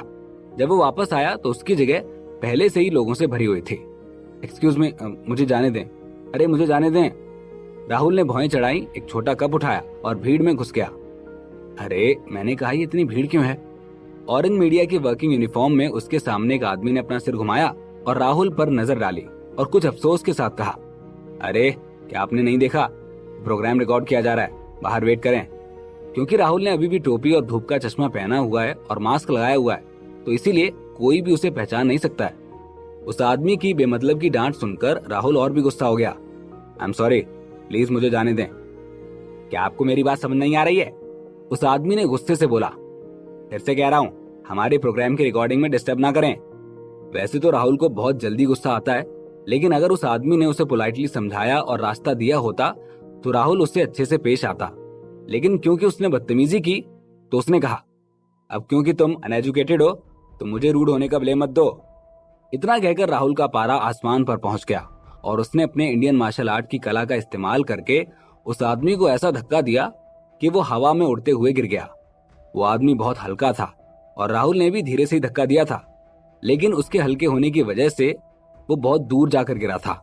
उस आदमी के पीछे बहुत से लोग थे, बहुत से कैमरामैन और डायरेक्टर भी थे। उस आदमी के धक्का लगने से लोगों का एक बड़ा सा ग्रुप उसके साथ नीचे गिर गया। लानत है, क्या चल रहा है? अरे ये कौन धक्का दे रहा है इसे? तुम क्या कर रहे हो? जितने लोग गिरे थे वो सब हैरान हो गए और उनके मुंह से अजीब अजीब गालियां और अजीबोगरीब बातें निकलने लगी।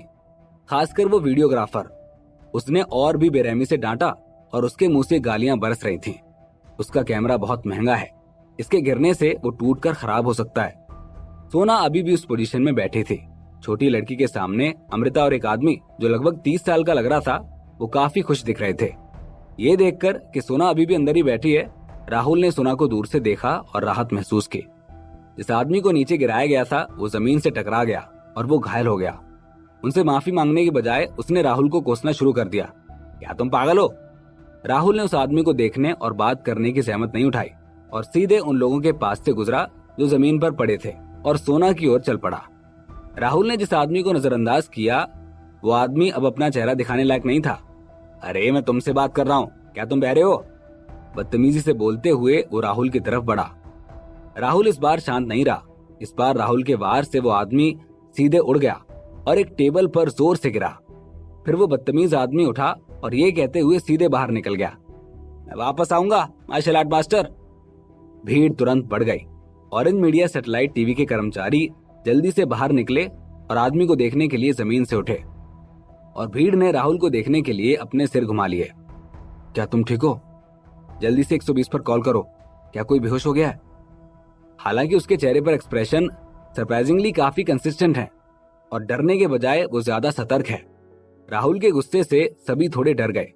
राहुल एक स्ट्रॉन्ग बॉडी वाला लड़का है और उसके हल्के धक्के से सामने वाले को मुंह की खानी पड़ सकते थे। राहुल ने एक कदम आगे बढ़ाया और उसके आसपास के सभी लोगों ने सबकॉन्शियसली एक एक कदम पीछे ले लिया, इस डर से कि राहुल इंपल्सिव हो जाएगा और उन्हें भी बाहर कर देगा। तुम क्या करने जा रहे हो?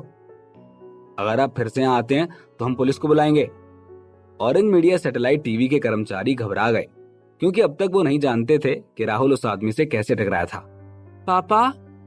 इस समय सोना जो कुर्सी पर बैठी थी चिल्लाई और खुशी से सामने बैठी अमृता की ओर इशारा किया और कहा, मैंने अभी कहा था कि मेरी दीदी को अभी भी सोना याद है। देखो पापा, मैंने अभी अपनी दीदी को फोन किया और वो सीधे अंदर आ गई।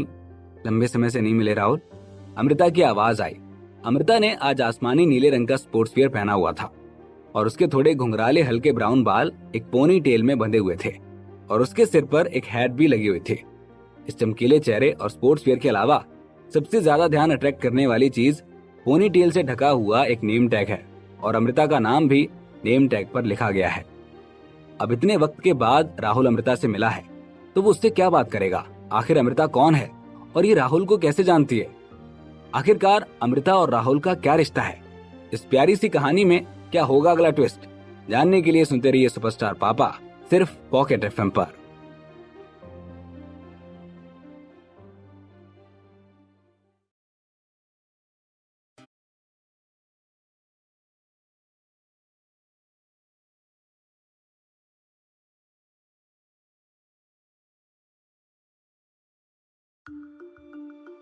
राहुल अमृता के साथ और कोई बातचीत नहीं करना चाहता था। उसने बेबसी से अपना सिर हिलाया, अपना धूप का चश्मा और टोपी उतारी और उसे ग्रीट किया। हेलो अमृता, कैसी हैं आप? लंबे समय से नहीं मिले हम। ओह हेलो राहुल, मैं अच्छी हूँ, तुम कैसे हो? अमृता आगे बोलने ही वाली होती है कि उसे कुछ खुसफुसाहट सुनाई देती है। राहुल का असली चेहरा देखकर भीड़ तुरंत भड़क गई। राहुल को जानने वाली सभी ऑडियंस एक्साइटमेंट से चिल्लाई और अंदर घुसने लगी। ओ माय गॉड, ये राहुल है, ये असल में राहुल है। राहुल, मुझे उनका एक ऑटोग्राफ चाहिए। प्लीज मेरी बात सुनो, मुझे एक फोटो लेनी है राहुल के साथ। भगवान, मैंने सच में उसी कैफे में कॉफी पी थी जिसमें राहुल थे। ये देखते हुए कि एयरपोर्ट पर घटी घटना ही वापस घट सकती है, राहुल ने अपनी भौहें चढ़ा ली और ऑरेंज टीवी के कर्मचारियों से कहा, प्लीज अब आप ये रिकॉर्डिंग करना बंद करें और पुलिस ऑफिसर्स को इन्फॉर्म करें कि उन्हें कैफे में आना है ताकि यहाँ शांति बनी रहे। तभी वहाँ मौजूद सभी टीवी वाले एक एक करके वो जगह खाली करने लगते हैं। मिस्टर राहुल, हेलो, मेरा नाम संकल्प है। संकल्प राहुल का एक फैन उसके पास आया और उसने अपना हाथ राहुल की ओर बढ़ाया। मैंने आपके सभी गाने सुने हैं, वो बहुत अच्छे हैं। ये तो सभी जानते हैं कि आपके गाने दिल को छू जाते हैं, पर मैं आपको सच कहूँ तो आपके गानों ने मेरे दिल को इस तरह छुआ है कि मुझ में बहुत बदलाव आ गया है। मैं अब जिंदगी को बहुत अलग नजरिए से देखने लगा हूँ। मैं आपके गानों का बहुत बड़ा फैन हूँ। राहुल ने मुस्कुराते हुए संकल्प से हाथ मिलाया और कहा, थैंक यू सो मच इतनी सारी अच्छी बातों के लिए। मुझे भी आपके नाटक बहुत पसंद हैं। संकल्प एक पल के लिए ठिठक गया, फिर अपनी अनोखी हंसी के साथ हंसा। वाह, क्या ये सच है? आपके ये शब्द मेरे लिए बहुत मायने रखते हैं। वैसे मुझे भी पता है कि मैं अच्छा आर्टिस्ट हूँ। ठीक है, तुम दोनों आज खड़े ही रहोगे क्या? बेहतर होगा कि तुम बैठ जाओ। संकल्प, तुम अपनी तारीफ बैठकर ही कर लेना। अमृता ने सोचा कि संकल्प ने राहुल से बात करके उसे शर्मिंदा किया था, इसीलिए उसने अपनी आंखें घुमाई और कहा, बात ऐसी है कि राहुल की टेबल पर कुछ टेस्टी चीजें हैं और क्या हम खाते खाते बात नहीं कर सकते? इस पर राहुल ने कहा, हाँ हाँ आइए ना आप लोग। अमृता और संकल्प राहुल की टेबल पर जाते हैं। संकल्प की आंखें सब कुछ छोड़कर खाने पर टिकी हुई थी। अमृता सोना के बगल में बैठी। उसने छोटी सी बच्ची के बालों को सहलाया और कहा, कैसी हो सोना बेटा? मैं ठीक हूँ दीदी। देखा, मैं अब आपको आंटी नहीं बोलती, लास्ट टाइम आपने मना किया था ना। ये सुनकर अमृता हंसने लगी। Thank you so much. फिर अमृता ने आगे कहा, क्या तुमने खाना खाया? हाँ दीदी, आज तो मैंने इतना खाना खाया है कि मेरा पेट फूटने ही वाला है। पापा ने आज मुझे यहाँ की हर चीज खिलाई है। सोना ने खुश होते हुए कहा। क्या बात है। सोना को शाबाशी देते हुए अमृता उसके गालों को चूमती है और फिर हंसते हुए राहुल को देखती है। राहुल को देखकर वो शर्मा जाती है। आखिर उन दोनों ने पिछली बार फोन पर प्यार भरा कन्वर्सेशन जो किया था। उन दोनों की आंखें मिलती हैं। राहुल थोड़ा घबरा जाता है क्योंकि अब मिली उसकी जिंदगी में वापस आ गई है, लेकिन अमृता अभी भी उसे प्यार भरी नजरों से देख रही होती है।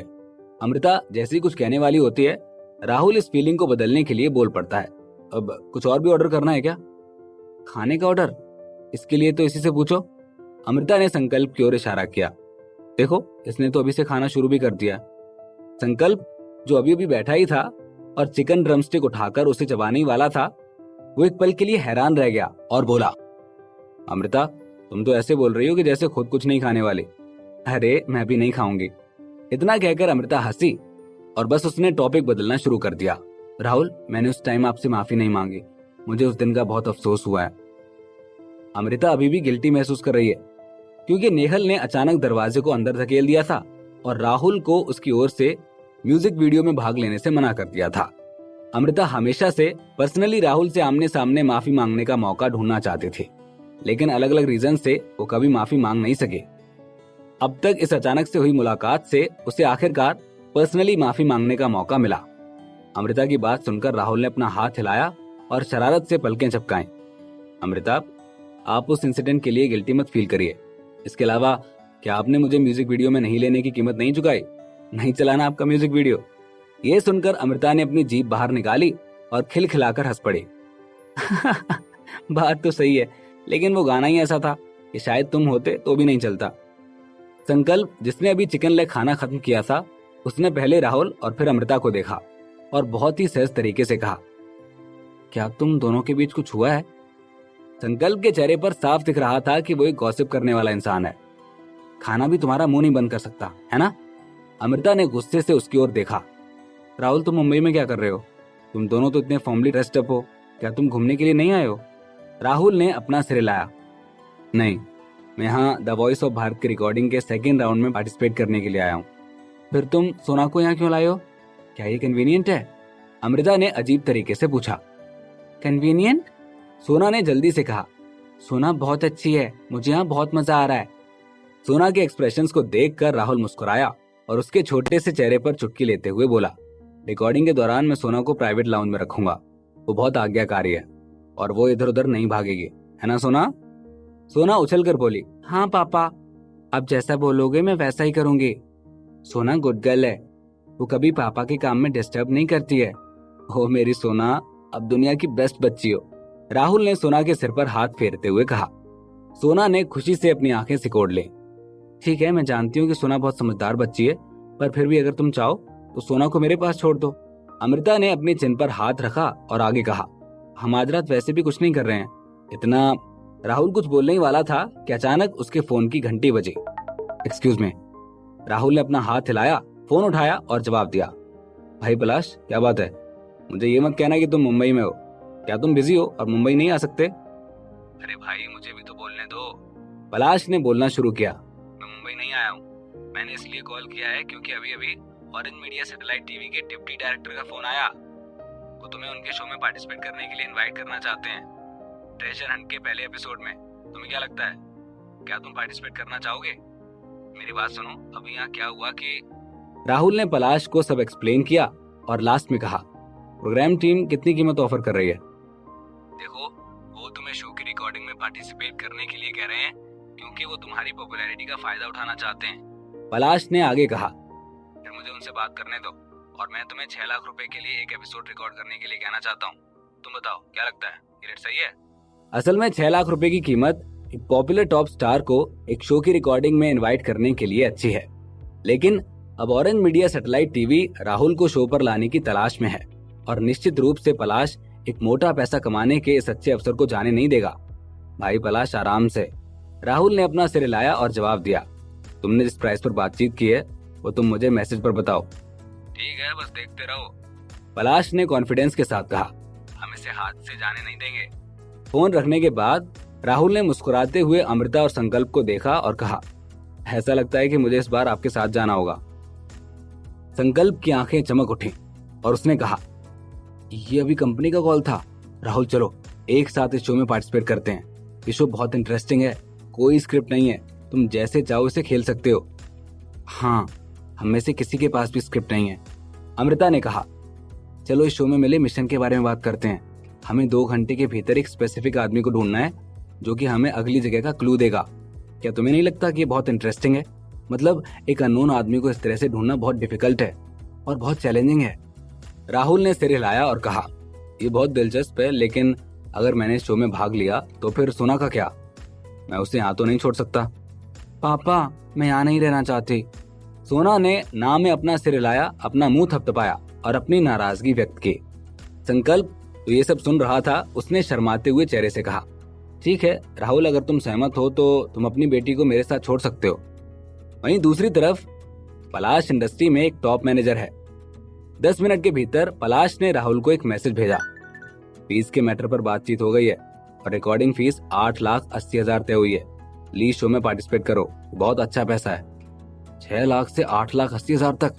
पलाश सच में कैपेबल है। ये सोचते हुए राहुल के चेहरे पर एक्सप्रेशन देखकर संकल्प और अमृता ने एक दूसरे को देखा और कहा, क्या सब ठीक है? अरे हाँ, सब कुछ ठीक है, राहुल ने मुस्कुराते हुए कहा। लगता है कि मैं ये 2 दिन तुम्हारे साथ बिताने जा रहा हूँ।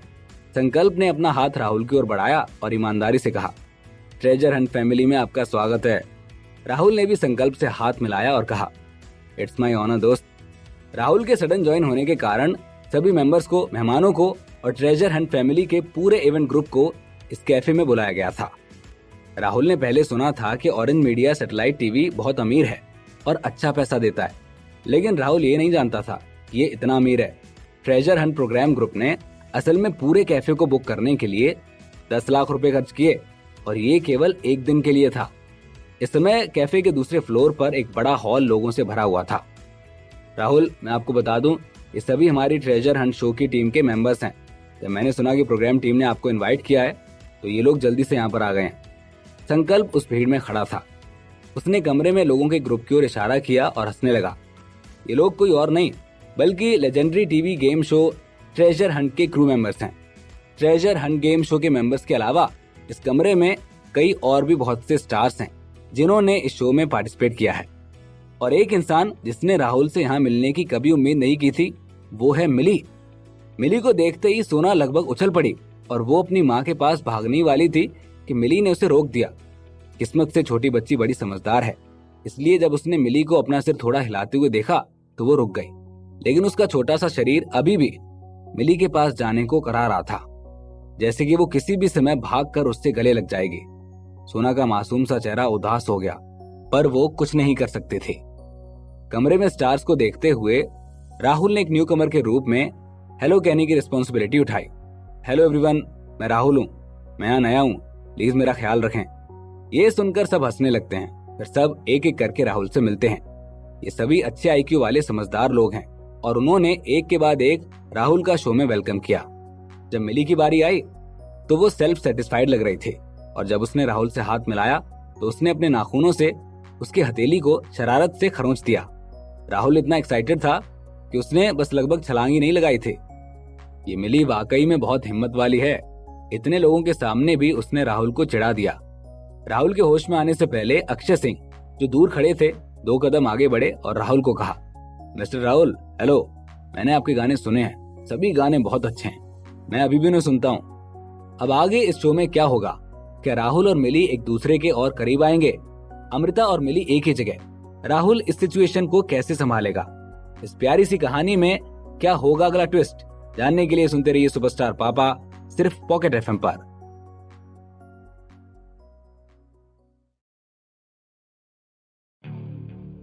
कैफे में राहुल के इस कारनामे के बारे में संकल्प ने सबको बता दिया था। अक्षय सिंह ने भी उसकी मार्शल आर्ट यूज करके क्रू वाले को धक्का देने वाली बात को सुना था, लेकिन संकल्प ने उस क्रू मेंबर को एक बदतमीज आदमी के रूप में दिखाया था, जैसे गलती उसकी थी। और राहुल, जिसने किसी को धक्का दिया था, संकल्प ने उसे एक विक्टिम की तरह बना दिया था।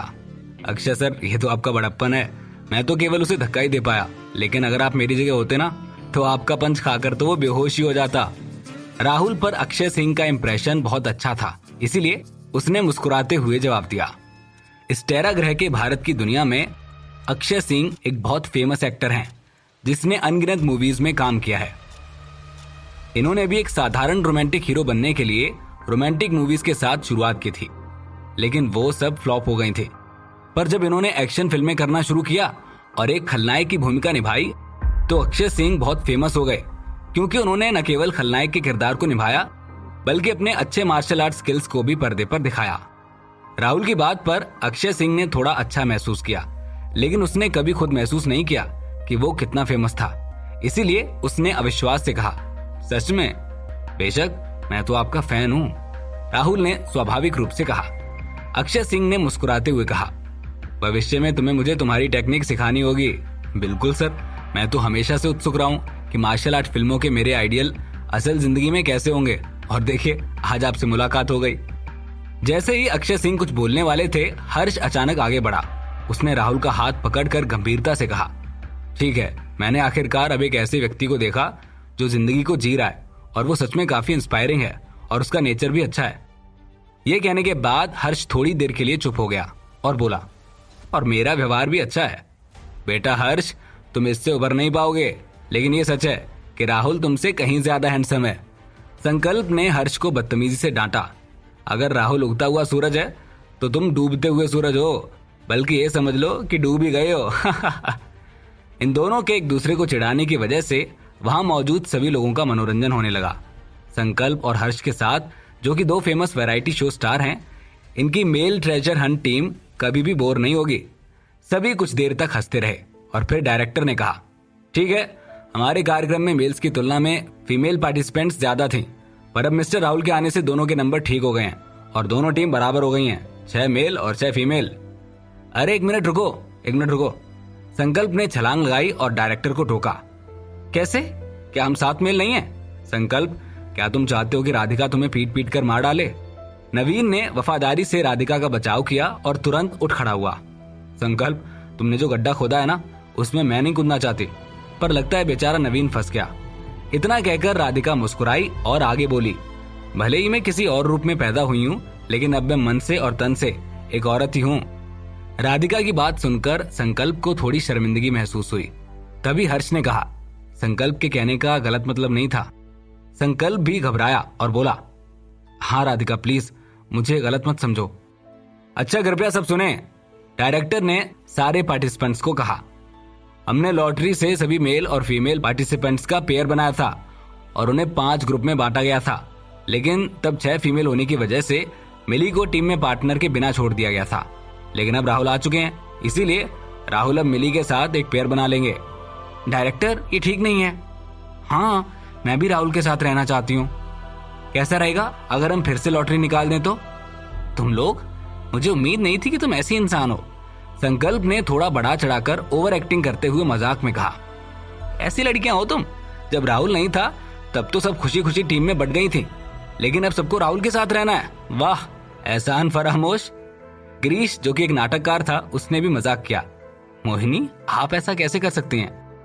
तभी हर्ष ने राधिका को प्यार से देखकर कहा, राधिका मत जाओ। राधिका ने कुछ भी नहीं कहा। तभी हर्ष ने अपने मजाकिया लहजे में कहा, ठीक है, तुम जाना चाहती हो तो तुम जाओ, लेकिन एक बार जाने के बाद वापस मत आना। हेमंत और रेणुका पति पत्नी हैं, इसीलिए वो अलग नहीं होंगे। वहीं अक्षय सिंह भी एनी को नहीं छोड़ेंगे और एनी भी अक्षय सिंह को नहीं छोड़ना चाहेगी, क्योंकि वो भी इस गेम शो को जीतने का एक प्रबल दावेदार है। वहीं राहुल ने अपना अभिनय कौशल दिखाते हुए मिली के साथ होने की खुशी महसूस तो की, लेकिन अपने सामने लोगों को देख जाहिर नहीं होने दिया और उसने मन ही मन खुद ही सोचा, वाह, मिली और मैं इस शानदार गेम शो में एक साथ, the treasure Hunt game show. तो अब सब सॉर्टेड है। डायरेक्टर ने टीम पूरी होने पर खुशी के साथ कहा, राहुल तुम भी ऑरेंज कलर की कॉस्ट्यूम पहन लो, 10 बजे से हम शो की रिकॉर्डिंग शुरू कर देंगे। All the best everyone. इस तरह बात करते हुए एक स्टाफ मेंबर पीठ पर राहुल के नेम टैग की एक ऑरेंज कलर की छोटी स्लीव वाली यूनिफॉर्म लाता है। तभी डायरेक्टर ने सबको इंस्ट्रक्शंस दिए, अब प्लीज आप सभी गेस्ट अपने अपने पार्टनर अपनी अपनी टीम के साथ काला घोड़ा स्ट्रीट के नॉर्थ एंट्रेंस गेट पर जाएं। हमने वहां आपके लिए सरप्राइज तैयार किया है। राहुल ने एक दूसरे कमरे में जाकर अपने कपड़े बदले और वापस आया। अभी सुबह के 9:40 हुए हैं और कैफे से काला घोड़ा स्ट्रीट के नॉर्थ एंट्रेंस गेट का सफर कम से कम 10 मिनट का है। सभी ने देरी कर दी, इसीलिए सभी तेजी से कैफे को छोड़कर काला घोड़ा स्ट्रीट के नॉर्थ एंट्रेंस गेट की ओर चल पड़े। जहां तक सोना की बात है तो उसे संकल्प कुणाल नाम के क्रू मेंबर को सौंपकर आया है। राहुल भी कुणाल को जानता है, इसलिए उसको भी सोना की देखभाल करने को लेकर थोड़ी राहत मिली है। रास्ते में कोई भी क्रू मेंबर उनके साथ नहीं था और हर कोई बहुत आराम से था, ये देखते हुए कि हर एक ग्रुप को बांटा इस तरह से गया था कि शो थोड़ा इमोशन से भरा हो। राहुल और मिली एक खामोश समझ के साथ अनजानों की तरह धीमी आवाज में बात करते हुए आखिर तक आए। राहुल ने मिली पर नजर डाली और अजीब तरह से पूछा, मुझे समझ नहीं आया कि तुम मुंबई क्यों आई? मैं क्यों नहीं आ सकती? मिली ने अपने लहजे में शालीनता के साथ अपनी दूरी बनाई रखी और कहा, क्या तुम्हें इसकी उम्मीद नहीं थी? हाँ, मुझे उम्मीद नहीं थी। क्या तुमने मुझे कल नहीं बताया था कि तुम आज वडोदरा के लिए फ्लाइट लेने जा रही हो? राहुल ने पहले सिर हिलाया और फिर शिकायत की, मैंने और सोना ने तो सोचा था कि तुम शूटिंग पूरी करके सीधे पुणे हमारे पास वापस आओगी। हम बहुत खुश थे कि हम सब वापस एक साथ रहेंगे, पर तुमने कहा कि तुम तो सीधे वडोदरा जाने वाली हो। तुम्हारी इस बात को सुनकर वो छोटी बच्ची बहुत उदास हो गई थी और वो आधी रात सो भी नहीं पाई थी। तुम्हें सोना को बताने के लिए किसने कहा था? ये बोलते हुए मिली की आंखें लाल हो गईं। क्या मैं तुम्हें कभी सरप्राइज नहीं दे सकती? यार, मैं उदास हो गया था। राहुल ने गुस्से में अपनी आंखें घुमाई और कहा, ठीक है, पर अब मुझे ये बताओ, तुम इस बार इस तरह के शो में भाग लेने क्यों आ गई? मुझे याद है कि तुमने पहले कभी भी इस टाइप के शो में हिस्सा नहीं लिया है ना? अपनी आंख मलते हुए मिली ने कहा, हाँ, तुम ये भी जानते हो कि मेरी फिल्म 3 जिंदगियां रिलीज होने वाली है। उसके प्रमोशन और रिलीज के लिए रितु ने इस बार ऑरेंज लाइट मीडिया टीवी के साथ मिलकर काम करने का फैसला किया है और 3 जिंदगियां का ऑरेंज लाइट चैनल के प्राइम टाइम पर रिलीज रखा है। सबसे अच्छा वक्त शाम को 8 बजे से 10 बजे के बीच 2 घंटों का होता है। जहां तक आम स्थिति की बात है, हर टीवी चैनल का सबसे इम्पोर्टेंट समय यही होता है। ये समय ही बड़े सितारों और बड़े डायरेक्टर्स के टीवी शो के लिए बुक होता है, क्योंकि केवल इसी तरह से वो चैनल्स रेटिंग बनाए रख सकते हैं या पिछले वाले रेटिंग को पार कर सकते हैं। तो तुम्हारी फिल्म के प्रमोशन में हेल्प करने के लिए रितु ने तुम्हारे वैरायटी शो का पहला शो ट्रेजर हंट को ही क्यों चुना? इतना कहकर राहुल ने थोड़ी सी भौं चढ़ाई। रितु ने ऐसा शो क्यों चुना? ऐसा तो नहीं है कि वो तुम्हारे नेचर और तुम्हारी लाइफस्टाइल को नहीं जानती है। अलग अलग तरह के शो में भाग लेने के लिए तुम बिल्कुल भी सही नहीं हो। इतनी मेहनत कैसे करोगी? राहुल सही है, मिली बचपन से ही एक पैम्पर्ड बच्ची रही है। उसके पिता ने उसे कभी जमीन पर पांव तक नहीं रखने दिया था। फिर एक ऐसा शो जिसमें इतनी मेहनत होने वाली है, उस शो को करने का क्या ही दुख है? फिल्म की प्रमोशन तो वो किसी टॉक शो में जाकर भी कर सकती थी। तुम जैसा सोच रहे हो वैसा नहीं है। मिली ने अपने पैरों को सहलाते हुए कहा, मैंने खुद इस प्रोग्राम में भाग लेने के लिए कहा। तुमने खुद इसके लिए कहा? राहुल एकदम हैरान था। हाँ, मिली ने स्वाभाविक रूप से सिर हिलाया। 3 जिंदगियां वो काम है जिसे मैंने अपने करियर में सबसे ज्यादा एनर्जी और मन से किया है। 3 जिंदगियां के प्रोड्यूसर्स की हेल्प करने में मुझे खुशी मिल रही है। मुझे अच्छा लग रहा है कि ऑरेंज लाइट मीडिया टीवी इसका प्रचार करने वाला है, इसीलिए मैं इस प्रोग्राम में भाग लेने आई हूँ। ये इतना आसान है? राहुल ने मिली को शक से देखा। राहुल के घूरने पर मिली ने पहले तो कोई रिएक्शन नहीं दिया, लेकिन बाद में उसका चेहरा बहुत लाल हो गया। राहुल को उसकी आंखों में शर्मिंदगी नजर आई। आखिर में मिली ने गुस्से से कहा, तुम ज्यादा नहीं बोल रहे हो? डांटते समय मिली आक्रोश से भर गई। इडियट, बिग इडियट, अगर तुम मुंबई में न्यू वॉइस को रिकॉर्ड करने नहीं आए होते तो मैं ट्रेजर हंट की रिकॉर्डिंग में भाग लेने नहीं आती। राहुल कुछ समझ ना सका, वो अब चुप हो गया। राहुल ने बस आगे इस मुद्दे में उलझना बंद कर दिया और कहा, ठीक है, ये सब छोड़ो, मैं आज रात 8 बजे स्टूडियो नंबर 1 के ब्रॉडकास्टिंग हॉल में द वॉइस ऑफ भारत की शूटिंग करूंगा। क्या तुम आना चाहती हो? क्या तुम मुझे इनवाइट कर रहे हो? मिली बहुत खुश थी, लेकिन उसने इसे अपने चेहरे पर नहीं दिखाया। हाँ, एक तरह से तुम कह सकती हो। इसे ऐसे ही समझ लो जैसे मैं तुम्हें इनवाइट कर रहा हूं। राहुल सच में उसे इनवाइट ही कर रहा था, लेकिन साफ साफ नहीं कह रहा था। दोनों हैं तो एक दूसरे के करीब, पर अभी भी हिचकिचाते हैं। अगर तुम आती हो तो तुम प्राइवेट लाउंज में सोना को भी अपने साथ ले जा सकती हो। मिली का एक्सप्रेशन एक पल में सीरियस हो गया। उसने अपना पैर उठाया और राहुल पर जमकर वार किया। फिर वो घूमी और आगे की ओर निकल पड़ी। राहुल, जो उसकी बढ़िया अरेंजमेंट्स के लिए मन ही मन खुश था, अचानक अपने पैर के पिछले हिस्से में दर्द महसूस करने लगा। उसने मिली को देखा जो हैरानी से आगे दौड़ रही थी और उसने अपने दिल में कहा, अरे यार, अब ये किस बात पर गुस्सा हो गई। काला घोड़ा स्ट्रीट के नॉर्थ एंट्रेंस गेट की पहचान करना आसान है। बाहर निकलने पर एक गेट की तरह एक बड़ा सा आर्कवे है जो लगभग 4 मीटर ऊंचा और 3 मीटर चौड़ा है। सभी पत्थरों को तराश कर बनाया गया है। पत्थरों के आर्कवे के बाईं ओर एक सिल्ली भी है जिस पर काला घोड़ा स्ट्रीट का इतिहास और पत्थरों के आर्कवे को तराशने के समय को उकेरा गया है। पत्थरों के आर्कवे से गुजरते हुए पत्थरों से पक्का एक प्राचीन मार्ग बना है और रास्ते के अंत में एक चौक भी है। इस समय चौक में दर्शकों का एक घेरा इकट्ठा हो गया और वहां ऑरेंज लाइट मीडिया टीवी के ट्रेजर हंट का फिल्म क्रू और डायरेक्टर भी थे। राहुल, मिली? जब राहुल और मिली छोटे चौक पर पहुंचे तो सभी दर्शकों ने तालियां बजाई। ऐसा लगा कि जैसे ये कोई संगीत कार्यक्रम हो। वहां ऑर्डर बनाए रखने के लिए सिक्योरिटी गार्ड्स भी थे और दर्शकों को यह भी पता था कि ये सारे सितारे एक प्रोग्राम रिकॉर्ड कर रहे थे, इसीलिए उन्होंने अपना बर्ताव अच्छे से बनाए रखा। अब राहुल और मिली कैसे परफॉर्म करेंगे? क्या राहुल और मिली एक टीम की तरह काम कर पाएंगे? क्या इस प्रोग्राम के दौरान राहुल और मिली एक दूसरे के और करीब आ जाएंगे? इस प्यारी सी कहानी में क्या होगा अगला ट्विस्ट? जानने के लिए सुनते रहिए सुपरस्टार पापा, सिर्फ पॉकेट एफएम पर। राहुल और मिली ने मिलकर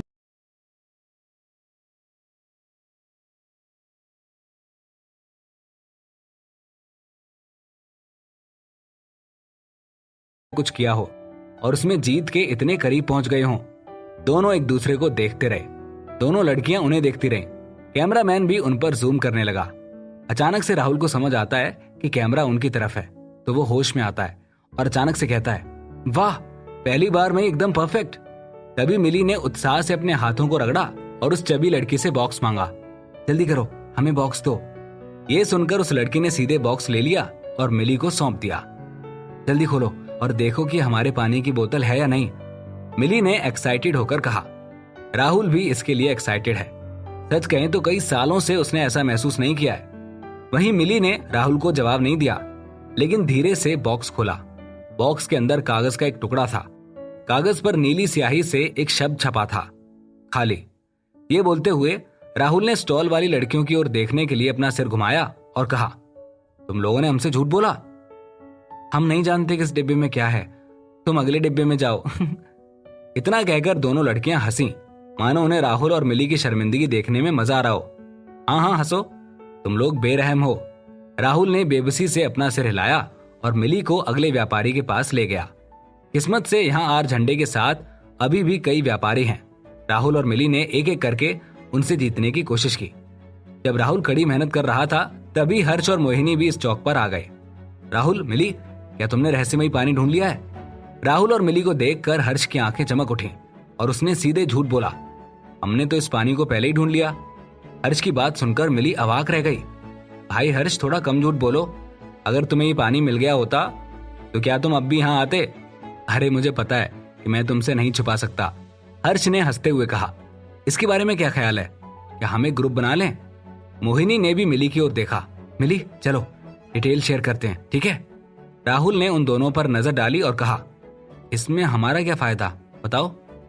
ये साफ है, हर्ष ने उसे बताया। हम आपको बता सकते हैं कि हम किस गली से आए हैं और उस सड़क पर आर झंडे वाले व्यापारियों के सभी बक्से खाली हैं। अच्छा, और तुम मुझसे क्या चाहते हो? राहुल ने अपनी आंखें घुमाते हुए पूछा। हर्ष ने कहा, तुम हमको यहाँ के आर बैनर वाले व्यापारियों के बारे में बता दो तो सोचो हम दोनों का कितना टाइम बचेगा और हम आगे बढ़ेंगे। तो क्या राहुल और मिली उनकी हेल्प लेंगे? क्या वो सच में राहुल और मिली की हेल्प कर सकते हैं? क्या राहुल और मिली आखिर तक ये गेम जीत पाएंगे? इस प्यारी सी कहानी में क्या होगा अगला ट्विस्ट? जानने के लिए सुनते रहिए सुपरस्टार पापा, सिर्फ पॉकेट एफएम पर।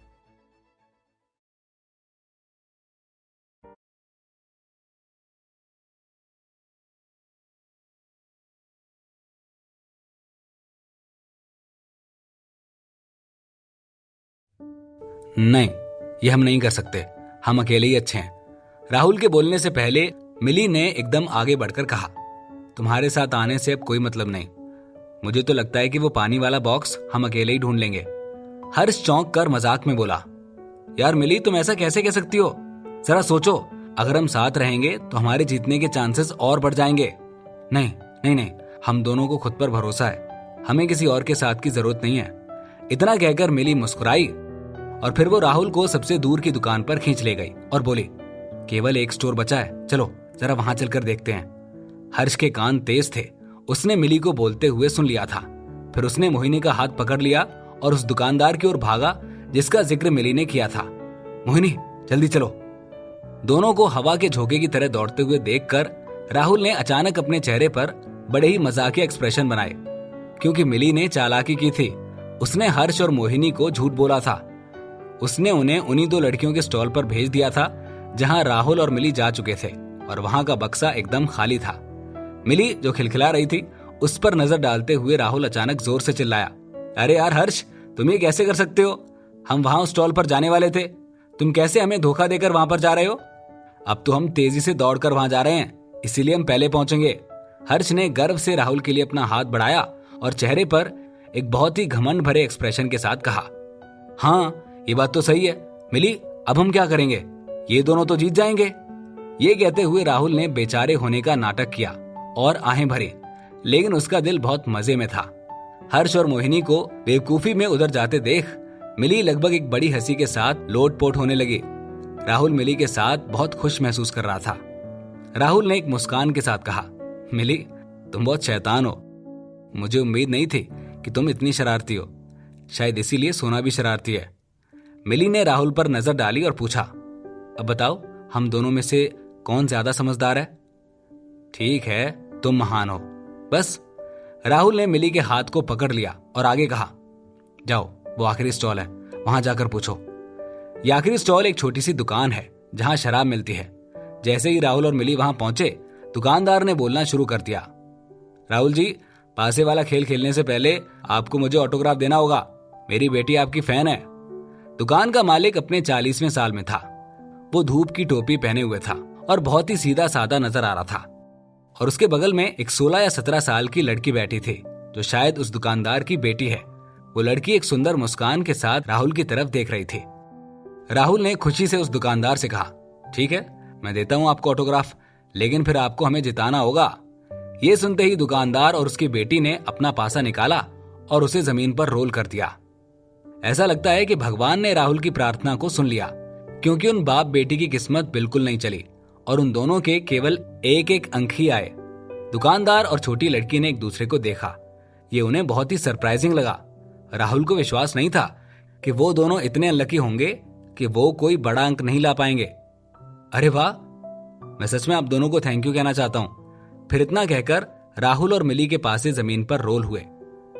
शायद आज उन दोनों के लिए लकी दिन था। दोनों को फिर से 6 आता है। अरे वाह, हम जीत गए, मिली ने कूदते हुए कहा।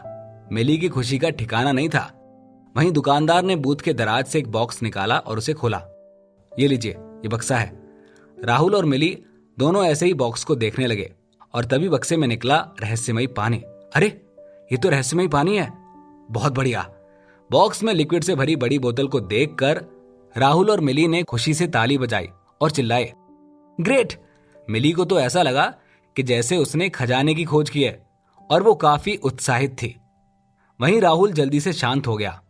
उसने ध्यान से हर्ष पर नजर डाली जो 200 मीटर दूर था, और उसने भी बॉक्स में से पानी निकाल लिया था। तभी उन्हें दुकानदार ने बोला, बधाई हो, प्लीज अब इस पानी की बोतल को एक नाव की सवारी के लिए मलाड वेस्ट के मड आइलैंड जेटी में ले जाएं। मुंबई का मड आइलैंड शहर के कोने में है और ये मुंबई शहर के समुद्र किनारे बसा एक छोटा सा गांव है।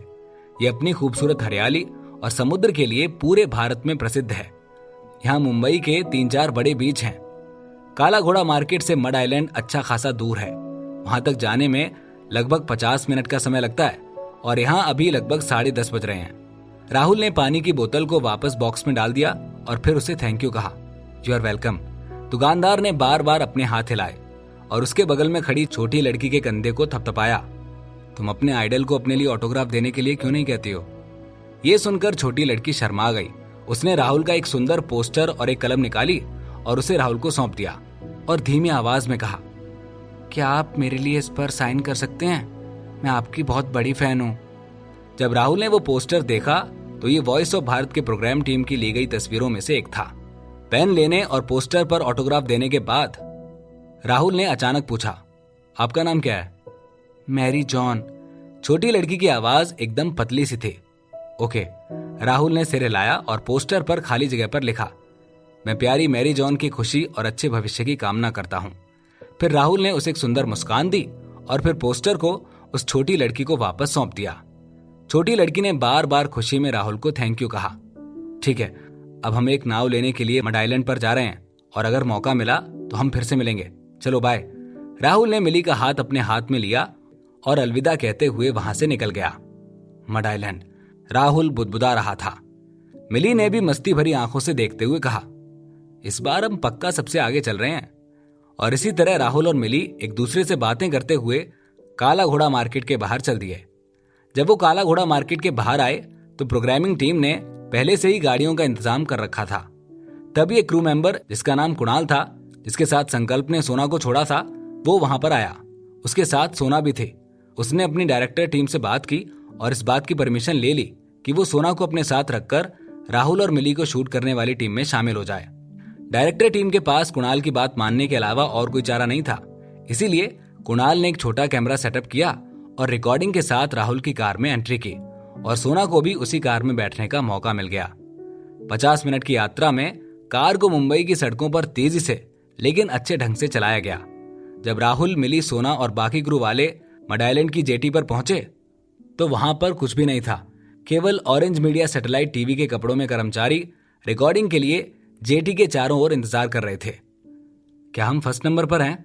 राहुल ने कुणाल से पूछा। कुणाल ने कहा, हाँ, लेकिन तुम अभी नाव नहीं ले सकते। तुम्हें नाव लेने से पहले दूसरी टीम के आने का इंतजार करना होगा। कितनी देर? मिली ने चिड़चिड़ाते हुए पूछा। कुणाल अचानक से हैरान हो गया और एक धीमी आवाज में बोला, ये मैं कैसे बता सकता हूं? मैं नहीं जानता, लेकिन ज्यादा देर नहीं होनी चाहिए। राहुल ने मिली की टांग खींची और हंसते हुए कहा, कम ऑन मिली, उसे कैसे पता होगा कि बाकी की टीम्स यहाँ कब आएंगे? अगर हम लकी हुए तो वो आधे घंटे में आ सकते हैं, लेकिन अगर हम अनलकी हुए तो मुझे डर है कि हमें 2 या 3 घंटे तक इंतजार करना पड़ सकता है। फिर हम इतनी जल्दी में क्यों आए? मिली ने फिर से पूछा। मिली, व्हाट्स रॉन्ग विद यू? हमें तो सबसे आगे ही रहना था ना, राहुल ने कहा। फिर राहुल कुणाल की तरफ देखकर बोला, अच्छा कुणाल, अब देखो, हमें तो पता नहीं कि बाकी लोग कब आएंगे, तो क्या मैं तब तक इस मड आइलैंड की जेटी पर सोना को थोड़ा घुमाने ले जा सकता हूँ? ठीक है। कुणाल ने सिर हिलाया। उसे पहले ही मेन डायरेक्टर से परमिशन मिल गई थी। जब तक कि शूटिंग को कोई नुकसान नहीं पहुंचता, राहुल जो चाहे वो कर सकता था। ये सुनकर राहुल बोला, सोना बेटा, यहाँ आओ, पापा और... राहुल ने मॉम शब्द कहने के लिए अपना मुंह खोला, लेकिन अचानक से उसने खुद को रोक लिया। फिर उसने झिझकते हुए कहा, कैसा रहेगा अगर मैं तुम्हें यहाँ घुमाऊं तो? ओके। सोना ने खुशी से सिर हिलाया और पूछा, क्या मिली आंटी भी हमारे साथ आ रही हैं? राहुल ने मिली को देखा और पूछा, क्या तुम भी आ रही हो? मिली ने राहुल को एक नॉर्मल एक्सप्रेशन दिया और फिर नीचे झुककर सोना को गले लगाया और आगे रोड की ओर चलकर कहा, सोना चलो, उस ब्रोकन ब्रिज पर घूमने चलते हैं, आ जाओ मेरे साथ। मिली ने सोना को अपनी बाहों में भर रखा था। फिर सोना ने मिली को अपने आप से दूर करके पूछा, इसे ब्रोकन ब्रिज क्यों कहा जाता है? क्या ये पुल टूटा हुआ है? मिली ने सोना के गाल को चूमा और कहा, चलो मैं आपको इसके बारे में बताती हूँ। मिली को सोना को इस तरह से गले लगाते और इतने प्यार से बातें करते देख कुणाल हैरान हो गया और उसने पूछ लिया, मिस्टर राहुल, क्या सोना और मिली एक दूसरे को पहले से जानते हैं? मेरा मतलब है, आप तीनों का रिश्ता कुछ अलग ही लग रहा है, मतलब बहुत अच्छा। कुणाल थोड़ा अजीब महसूस करने लगा। वो असल में उत्सुक था कि सोना मिली के इतने करीब कैसे हो सकती है। नहीं, राहुल ने झूठ बोला, क्योंकि वो सच नहीं कह सकता है। उसने बस अपना सिर हिलाया और साफ मना करके वहां से आगे बढ़ गया। मड आइलैंड के जेटी पर आधे घंटे तक इंतजार करने के बाद भी वहां अभी तक कोई नहीं पहुंचा था। ये देखकर मिली खुश होकर बोली, देखो, दूसरी कोई टीम अभी तक यहाँ नहीं पहुंची। अगर ऐसा है तो हम अभी ही जीत सकते हैं, है ना? राहुल उसका जवाब देने ही वाला होता है कि इतने में उसने दूर से हेमंत की अजीब हंसी की आवाज सुनी। तभी राहुल और मिली, जो एक तरह अपनी जीत को लेकर निश्चिंत होने लगे थे, हेमंत और रेणुका को देखकर उदास हो गए। हेमंत के पास आते ही राहुल बोला, बहुत इंतजार करवाया है आपने। जब हेमंत ने राहुल और मिली को देखा तो उसके चेहरे से खुशी का भाव एकदम से गायब हो गया और उसका चेहरा हैरान हो गया। उसने कहा, तुम दोनों पहले से यहां पर हो? तुम्हें ज्यादा वेट करना पड़ा, उसके लिए वी आर सॉरी। तुम लोग तो बहुत जल्दी आ गए शायद। रेणुका भी उन लोगों को वहां देखकर हैरान हो गई थी। मिली और राहुल ने एक दूसरे को देखा। फिर राहुल ने मुस्कुराते हुए कहा, ओह, हमें तो लगभग 1 घंटा हो गया है, हम तो यहाँ इंतजार ही कर रहे थे। करीब 1 घंटा? राहुल साफ साफ उन्हें झूठ बोलकर चिढ़ा रहा था। हेमंत ने अपनी आंखें घुमाई और कहा, चलो, हम पहले और दूसरे नंबर के विनर तो आखिरकार एक दूसरे से मिल गए, लेकिन अब मैं सोच रहा हूं कि तीसरे नंबर पर कौन होगा। इससे कोई फर्क नहीं पड़ता कि तीसरे नंबर पर कौन है, हम तो जीतने के लिए तैयार हैं। राहुल ने अपना हाथ हिलाया और डायरेक्टर की टीम से कहा, क्या अब हम नाव पर चढ़ सकते हैं? हाँ बिल्कुल, अब हम ये शुरू कर सकते हैं। डायरेक्टर के इशारे पर एक 4 सीटर नाव आई और एक एक करके सब नाव पर सवार हो गए। क्या ये यात्रा राहुल और मिली को करीब लेकर आएगी? क्या वहां मौजूद सबको मालूम पड़ेगा मिली और सोना के रिश्ते के बारे में? क्या होगा जब सबके सामने ये सच आएगा? इस प्यारी सी कहानी में क्या होगा अगला ट्विस्ट? जानने के लिए सुनते रहिए सुपरस्टार पापा, सिर्फ पॉकेट एफएम पर।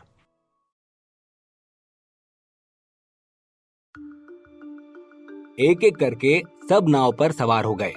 इस समय संकल्प और अमृता भी घाट पर पहुंच गए। हेमंत ने कुणाल को हाथ हिलाकर इशारा किया और कहा, हम पहले जा रहे हैं, आप आराम से यहाँ रह सकते हैं और खिलाड़ियों के अगले ग्रुप के आने का इंतजार कर सकते हैं। ठीक है, बाय। राहुल और दूसरे लोगों ने भी कुणाल और बाकी लोगों को हाथ हिलाकर बाय कहा। नाव धीरे धीरे वेस्ट लेक की तरफ बढ़ रही थी और नाव पर 4 लोग बातचीत कर रहे थे।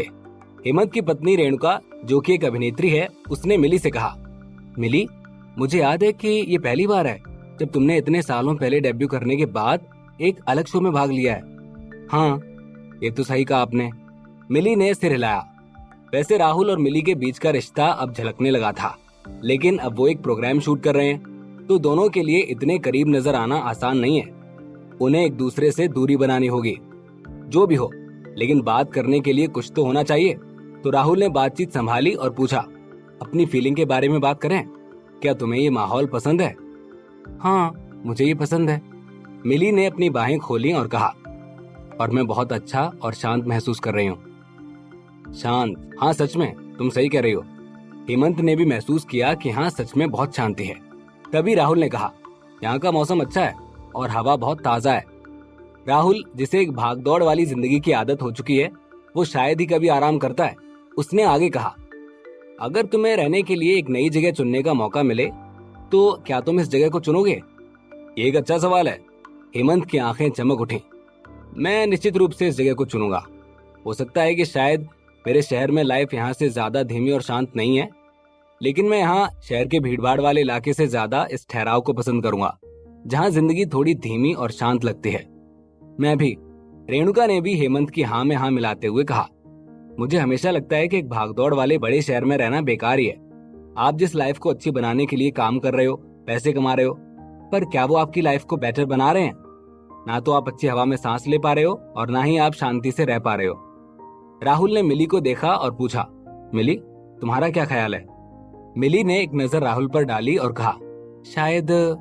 तभी रेणुका ने अचानक कहा, आह, बारिश हो रही है। डरो मत, मैं हूं ना, मैं तुम्हें इस बारिश से बचा लूंगा। इतना कहकर हेमंत ने खड़े होकर रेणुका के सिर को अपने हाथों से ढक लिया। रेणुका थोड़े टाइम के लिए हेमंत की तरफ झुक गई। उसके चेहरे पर एक खुशी का भाव था। इस समय राहुल को नहीं पता था कि क्या करना है। आखिरकार वो मिली और अपने बीच के रिश्ते को सामने नहीं लाना चाहता था। राहुल के ऐसा करने से वो करीब आते और सबको दिख जाता कि उनके बीच कुछ खास है और लोग इस बात का फायदा उठा सकते हैं। मिली ने राहुल पर एक नजर डाली। वो उदास था। उसकी आंखों में थोड़ी शर्म भी नजर आ रही थी। आखिर में रेणुका अब इसे सहन नहीं कर पाई और उसने रिक्वेस्ट की, राहुल, आप क्या कर रहे हैं? मिली एक लड़की है, अगर वो बारिश में फंस गई है तो क्या आप थोड़ी हेल्प नहीं कर सकते? राहुल को कुछ समझ नहीं आया, पर इस सिचुएशन में उसे कुछ तो करना ही था। राहुल मिली के सामने खड़ा हो गया ताकि मिली की तरफ सीधी आती हुई बारिश को ब्लॉक कर सके।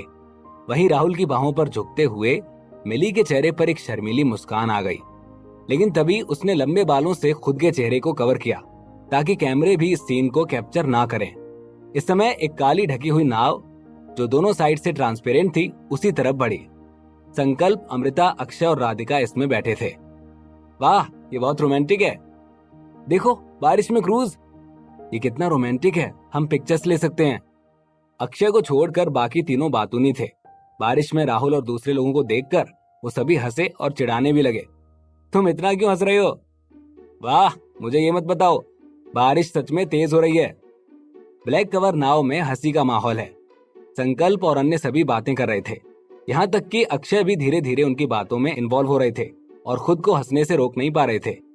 नाव पर राहुल ने अपने शरीर से मिली को कवर किया हुआ था। वो चाहकर भी उसकी ज्यादा हेल्प नहीं कर सकता था। उसने बेचारगी में हंसते हुए कहा, क्या ये बारिश भी हमारी इवेंट टीम ने डिजाइन की है? क्या बात है। ये कहकर राहुल खुद पर हंसने लगा।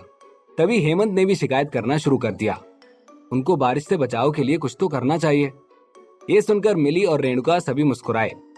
नाव आगे बढ़ी और उन्होंने आसपास की इमारतों में देखा तो वहां कई टूरिस्ट थे जो पिक्चर्स ले रहे थे।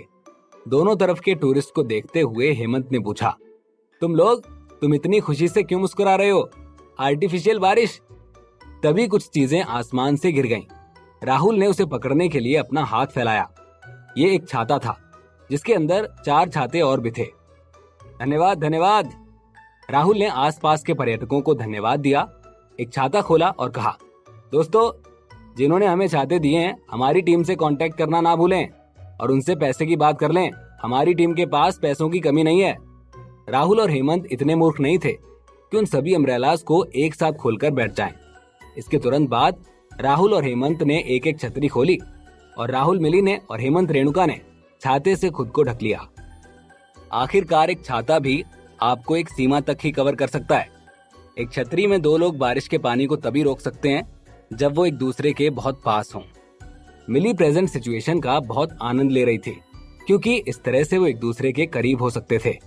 नाव के रास्ते में हेमंत को कुछ ज्यादा ही शांति महसूस हुई, इसीलिए वो ये कहे बिना नहीं रह सका, अरे राहुल, अपने डेब्यू के बाद से हर बार जब तुम दर्शकों के सामने आते हो तो एक नया गाना गाते हो, तो क्या तुम इस सिचुएशन को देखते हुए एक गाना गा सकते हो? गाना? राहुल ने अपना सिर हिलाया और आगे कहा, हेमंत, तुम मेरे बारे में बहुत सोचते हो, लेकिन ऐसे उथल पुथल भरे माहौल में गाना बनाना अभी थोड़ा मुश्किल है। ये सही है। मिली ने भी कहा, हमारे पास पहले से तैयार इंस्ट्रूमेंट भी नहीं है और अगर हम सिर्फ एक नया गाना गाते हैं तो ये प्रोफेशनल सिंगर्स के लिए भी थोड़ा मुश्किल है। मुझे नहीं लगता कि आइडिया अच्छा है। चलो कुछ गेम खेलते हैं। रेणुका ने हेमंत को घूर कर देखा और फुसफुसाते हुए कहा, हम अभी भी शो रिकॉर्ड कर रहे हैं, आप राहुल की मुश्किलें कैसे बढ़ा सकते हैं? हेमंत भी इस समय अपने होश में आया और उसने बार बार माफी मांगी। राहुल, मुझे माफ कर दो, मेरा मतलब ये नहीं था। चलो, मिली जो कह रही है वही करते हैं, गेम खेलते हैं। रेणुका बचपन से ही विदेश में रही थी और उसके सोचने के कुछ तरीके पूरी तरह से बदल गए हैं। उसकी राय में उसने हेमंत को जो अभी कहा वो पूरी तरह से ठीक है। विदेश में लोग सीधी बात करने में विश्वास रखते हैं, लेकिन राहुल की नजर से ये साफ साफ लग रहा है कि ये सब अफवाहों और बड़ी चढ़ी बातों पर आधारित है। कोई कितना भी महान क्यों ना हो, अगर आप उसे ऐसी उटपटांग सिचुएशन में भी गाना बनाने के लिए कहेंगे तो वो नहीं बना पाएगा। हम गाना तो सुन नहीं सकते, तो चलो गेम ही खेल लेते हैं। हेमंत ने थोड़ी हंसी उड़ाते हुए कहा। मिली को इस बात पर गुस्सा आ गया, वो इसलिए क्योंकि वो नहीं चाहती थी कि कोई राहुल को कम आके। इसलिए मिली ने राहुल की आंखों में देखा, अपना हाथ हिलाया और कॉन्फिडेंटली कहा, राहुल के लिए कोई भी सिचुएशन मुश्किल नहीं है, वो चाहे तो कुछ भी कर सकता है। राहुल हैरानी से मिली को देखता है। सबके सामने मिली का उसको यूं देखना और उसका साथ देना उसे बहुत अच्छा लग रहा था। मिली ने राहुल को देखा और आगे कहा, राहुल ठीक है, तुम कर सकते हो, कम ऑन। नाव के टॉप पर बैठकर शूटिंग की कमान संभालते हुए वीडियोग्राफर के दिल में ये देखकर बहुत उत्साह था। एक लोकप्रिय गायक मौके पर गाना बना रहा है, ऐसा मौका हर किसी को देखने को नहीं मिल सकता। राहुल को नहीं पता था कि नाव पर मौजूद लोग क्या सोच रहे थे, पर मिली सबसे थोड़ा नाराज थी। बारिश से जुड़े कई गाने राहुल के दिमाग में घूमने लगे। अचानक पिछली टीवी सीरीज का एक थीम सॉन्ग राहुल के दिमाग में बिजली की तरह कौन गया। राहुल कभी नहीं भूलेगा कि जब ये टीवी सीरीज ऑन एयर हुई थी तो उसने एक बार उस पूरी टीवी सीरीज की डीवीडी खरीदने के लिए आधे महीने की पॉकेट मनी खर्च की थी। धीरे से मुस्कुराते हुए राहुल ने अपना सेलफोन निकाला और हमेशा की तरह ईयरफोन लगाया और लिखना शुरू कर दिया। राहुल को वहां काम करते हुए देखकर हेमंत और रेणुका आगे के बारे में सोचने लगे। आखिरकार उन्होंने पांडा म्यूजिक पर राहुल के लाइव टेलीकास्ट को कभी नहीं देखा था और उन्हें अभी भी राहुल के गीतों को लिखने की क्षमता पर विश्वास नहीं था। वो मनी मन सोच रहे थे कि राहुल अब फंस गया है, उसने उड़ता तीर पकड़ लिया है।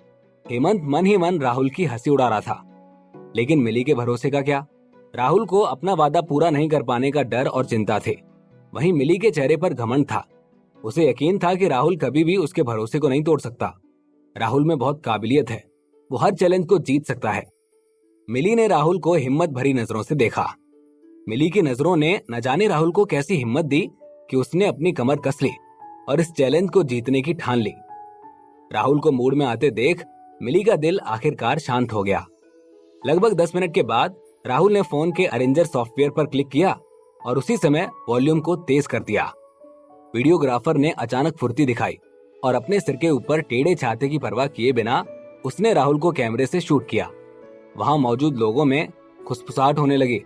कुछ हद तक सभी राहुल की क्षमता को पहचानते थे और उसके सपोर्ट में थे।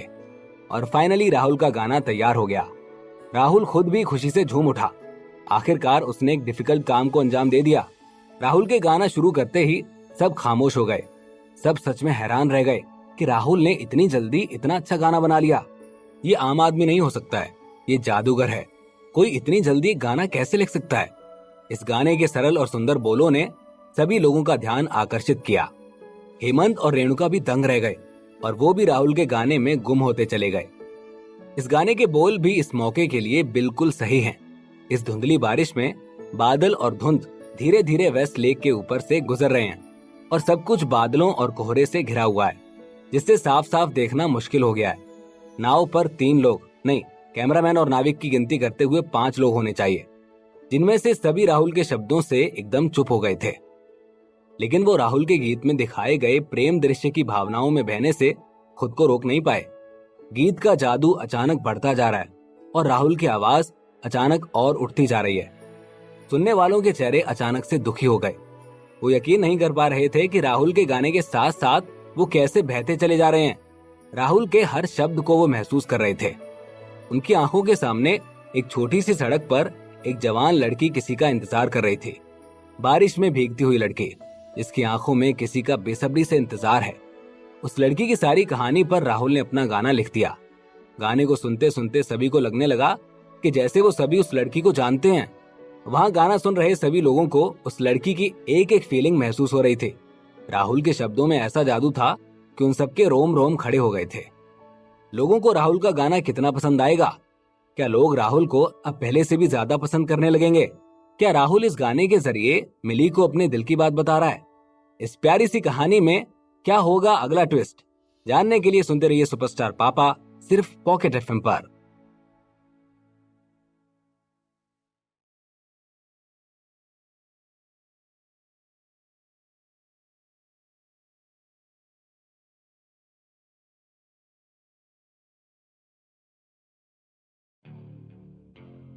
राहुल के गाने से सबके दिल में हलचल मच गई, पर जिसका दिल सबसे ज्यादा मचल रहा था वो थी मिली।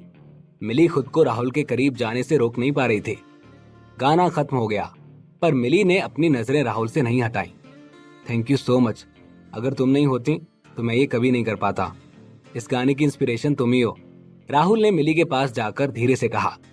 मिली पहले तो शर्मा गई, पर फिर उसने लोगों के डर के मारे खुद को संभाला और बोली, इसमें मुझे शुक्रिया कहने की जरूरत नहीं है। तुम बेहतरीन हो, इसीलिए तुम्हारा बनाया हुआ हर गाना बेहतरीन होता है। राहुल समझ गया और मिली से नजरें हटाकर इधर उधर देखने लगा। सभी राहुल के गाने के साथ सफर एंजॉय कर रहे थे और साथ ही साथ बारिश की बूंदें भी पड़ रही थी। सभी काफी खुश थे और काफी हंस रहे थे। नाव 20 मिनट से ज्यादा समय तक तो चली और फिर धीरे धीरे एक छोटे से बीच पर रुक गई। हैरानी की बात तो ये थी कि जैसे ही नाव किनारे पर रुकी, तभी आसमान भी साफ हो गया, जैसे बारिश कभी हुई ही ना हो। अरे क्या हुआ? नाव अभी तक रुकी भी नहीं थी कि इतने में संकल्प की आवाज कहीं दूर झील की ओर से आती हुई सुनाई पड़ी। अमृता संकल्प के बगल में ही बैठी थी। वो हंसते हुए बोली, देखो सबके सब भीग गए। संकल्प, क्या राहुल के ऊपर ऐसे हंसना ठीक है? अक्षय ने कहा। कोई बात नहीं, संकल्प की बकवास झेलने की आदत सबको है। राधिका ने एक समझदार महिला की तरह एक्टिंग करते हुए अपना हाथ हिलाया। इस बार एक नई और अलग हंसी आई। ये हंसी हर्ष की थी। हर्ष और मोहिनी ने टॉप 3 में आने की उम्मीद की थी, पर मिली और राहुल की जोड़ी ने उन्हें बेवकूफ बना दिया था, इसीलिए वो 5वें नंबर पर आए थे। नवीन और एनी भी उसी की बोट में थे। वैसे तो हर्ष के चेहरे पर अभी भी गुस्सा था, लेकिन जब उसने राहुल को भीगा हुआ देखा तो वो खुद को रोक नहीं पाया और बहुत जोर से हंस पड़ा और कमेंट करने लगा, एकदम सही कह रहे हो तुम, हम झील में डुबकी मारने गए थे, बहुत ही ज्यादा मजा आया, तुम क्यों नहीं ट्राई करते हमारे साथ, आ जाओ तुम भी। राहुल ने हर्ष की बकवास पर ध्यान नहीं दिया और यहाँ तक कि शर्मिंदगी में उसकी ओर से आंखें घुमा ली। भूल जाओ, मुझे एक बीमारी है जो मुझे पानी में उतरने पर अजीब फील कराती है, तो पानी में मस्ती करने की खुशी मैं तुम्हें ही देना चाहूंगा, राहुल ने जवाब दिया। तभी हेमंत ने हर्ष से कहा, मैं तुम्हें बता रहा हूँ ना, तुम राहुल के साथ नाव पर नहीं गए, इसमें तुम्हारा ही बहुत बड़ा नुकसान है।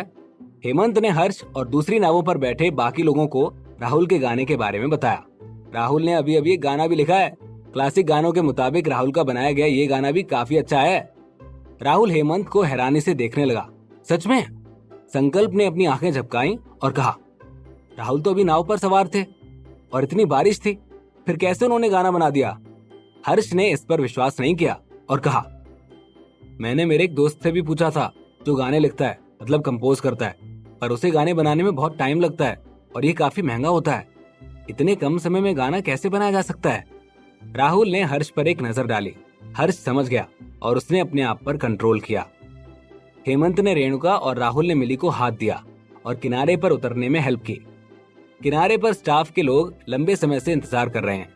एक छोटा सा भविष्य बताने वाला बूथ की तरह है, जिसमें एक टेबल सेट है। मेज पर एक पर्पल कवर बिछा हुआ है और कवर पर कागज के 7 टुकड़े रखे गए हैं, जिसमें टीम के सदस्यों के नाम लिखे हैं। राहुल और मिली, हेमंत और रेणुका, संकल्प और अमृता, नवीन और एनी, हर्ष और मोहिनी, अक्षय और राधिका सभी तैयार खड़े हैं। राहुल को यह भी पता चला है कि कुणाल और जो लोग बारिश के कारण गायब थे वो भी डायरेक्टर के ग्रुप के साथ थे। वहीं सोना खुशी खुशी अपनी आइसक्रीम खा रही थी।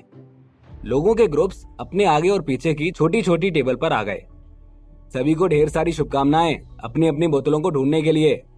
टेबल के पीछे खड़े डायरेक्टर ने सबसे पहले सभी को बधाई दी और फिर कहा, ठीक है, अब सब अपना नाम अपनी अपनी बोतलों पर लिख दें। जी हाँ, बोतल को बाहर निकाल कर रख दो, डायरेक्टर ने ऑर्डर दिया। अरे, क्या आपने गौर किया है कि इन बोतलों के ढक्कन अलग अलग लग रहे हैं? इस समय मिली ने सरप्राइज होकर कहा। हाँ, मैंने सोचा था कि वो सब एक जैसे होंगे। रेणुका ने भी सरप्राइज होकर कहा, क्या बात है, वैसे भी ये पानी ही है। क्रिश ने अपने होठों को सिकोड़ कर कहा, क्यों ना पीकर देखा जाए? ठीक है, सबसे पहले तुम ट्राई करो। लोगों के ग्रुप ने अपना सिर हिलाना शुरू कर दिया। ठीक है, सभी ने देखा है कि बोतलों में साफ पानी है, डायरेक्टर ने समझाया। सारा पानी एक जैसा है और आपको पता नहीं चलेगा कि कौन से पानी में कुछ अलग है। आगे मैं एक मिशन पोस्ट करूंगा। सभी ये बातें ध्यान से सुन रहे थे। यानी कि सभी को एक सुराग दिया जाएगा, डायरेक्टर ने कहा। पहली जगह पर हाई लेवल सुराग मिल सकता है, दूसरी जगह पर मिडिल लेवल का सुराग मिल सकता है और तीसरी जगह पर थर्ड लेवल का सुराग मिल सकता है। नवीन ने सबसे पहले रिएक्ट किया। फिर जिसे अभी जगह मिली है उसका कोई फायदा नहीं है? हाँ, इससे पहले कि डायरेक्टर कुछ बोलता, गिरीश ने बातचीत को संभाला। आप बिना कैनोपी के नाव ले सकते हैं। राहुल और उन चारों को छोड़कर बाकी सब हंस पड़े। चलो मिशन कार्ड दे दो, डायरेक्टर ने एक कार्ड सौंपा। Missing partner? हेमंत ने एक टास्क कार्ड लिया और उसे पढ़ा। फूलों के एरिया में मिसिंग पार्टनर को ढूंढने के बाद महिला पार्टनर को शुरुआती जगह पर वापस ले जाएं। थोड़ी देर बाद आपका पार्टनर गायब हो जाएगा, इशारा करते हुए डायरेक्टर ने कहा। टीम के मेंबर्स ने देखने के लिए डायरेक्टर के हाथ के इशारे की तरफ देखा। कम से कम 200 मीटर की दूरी पर एक फूलों का मैदान है और फूलों के मैदान में 50 बड़े टैंक हैं, जिनमें से प्रत्येक एक बड़ी बांस की टोपी से ढका हुआ है और वो इतने बड़े हैं कि एक व्यक्ति उसमें पूरी तरह से फिट हो सकता है। अक्षय ने सरप्राइज होकर कहा, क्या वो टैंक में छिपने जा रहे हैं? डायरेक्टर ने सर हिलाया। हाँ। संकल्प पहले से ही हैरान था। वाह, इतने सारे टैंक! हर कोई जानता है आपको एक एक करके 50 टैंक खोजने होंगे। डायरेक्टर बुरी तरह मुस्कुराया। आपको अपने पार्टनर को ढूंढना होगा और आगे का खेल यानी बिस्किट खाने का खेल खेलने के लिए उन्हें यहाँ वापस लेकर आना होगा। बिस्किट? बिस्किट से खेल कैसे बना? संकल्प ने एक्साइटेड होकर पूछा। क्या किसी और से ज्यादा खाना होगा? अमृता मुस्कान के साथ बोली। फिर तो कंपैरिजन करने की कोई जरूरत नहीं है, हम ही जीतेंगे। खाने के मामले में हम नहीं हार सकते। मैं आपके वापस आने का वेट करूंगा। मैं रूल्स की घोषणा कर रहा हूँ। डायरेक्टर का धूप का चश्मा चमक उठा और उसने कहा, चलो तुम दोनों एक एक ग्रुप बना लो। जब इस बारे में बात हो रही थी तो स्टाफ बिस्किट के डिब्बे ले आया। बिस्किट पतले और लंबे थे। राहुल ने मिली को एक बंडल दिया और मजाक में कहा, ये आपका डिनर हो सकता है। मिली एक पल के लिए अवाक रह गई। राहुल ने कहा, तुम रात तक टैंक में रह सकती हो, पर कोई बात नहीं, समय आने पर मैं आपको एक कोड भेजूंगा। मिली परेशान बिल्कुल नहीं थी। ठीक है चलो। राहुल और मिली ने हाथ मिलाया और दोनों अलग हो गए। टीम के मेंबर्स दूसरे ग्रुप के पासवर्ड भी पता कर रहे हैं और एक दूसरे को खुश भी कर रहे हैं। कई फीमेल गेस्ट बात करते हुए और हंसते हुए फूलों के मैदान की ओर गईं।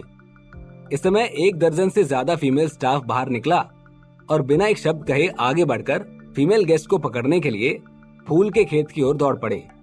क्या सिचुएशन है? ये क्या करने जा रहे हैं? क्या तुम हमें किडनैप कर रहे हो? अरे तुम हमें कहाँ ले जा रहे हो? महिला मेहमानों का एक ग्रुप दंग रह गया। उन्हें समझ नहीं आ रहा था कि क्या किया जाए। फीमेल गार्ड्स ने इस बात की परवाह नहीं की कि फीमेल गेस्ट क्या सोचते हैं और उन्हें सीधे फूलों के मैदान में खींच लिया। गार्ड्स के फीमेल गेस्ट को छुपाने के बाद किनारे पर मौजूद मेल गेस्ट भी रवाना हो गए। जाओ जाओ जाओ, उन्हें ढूंढो। ये एक मुकाबला है और मेल गेस्ट एक दूसरे के साथ मुकाबला कर रहे हैं और कोई भी दूसरे को नहीं जीतने देगा। अपने दौड़ने के तरीके पर भरोसा रखते हुए हर्ष सबसे पहले फूलों के खेत की ओर दौड़ा।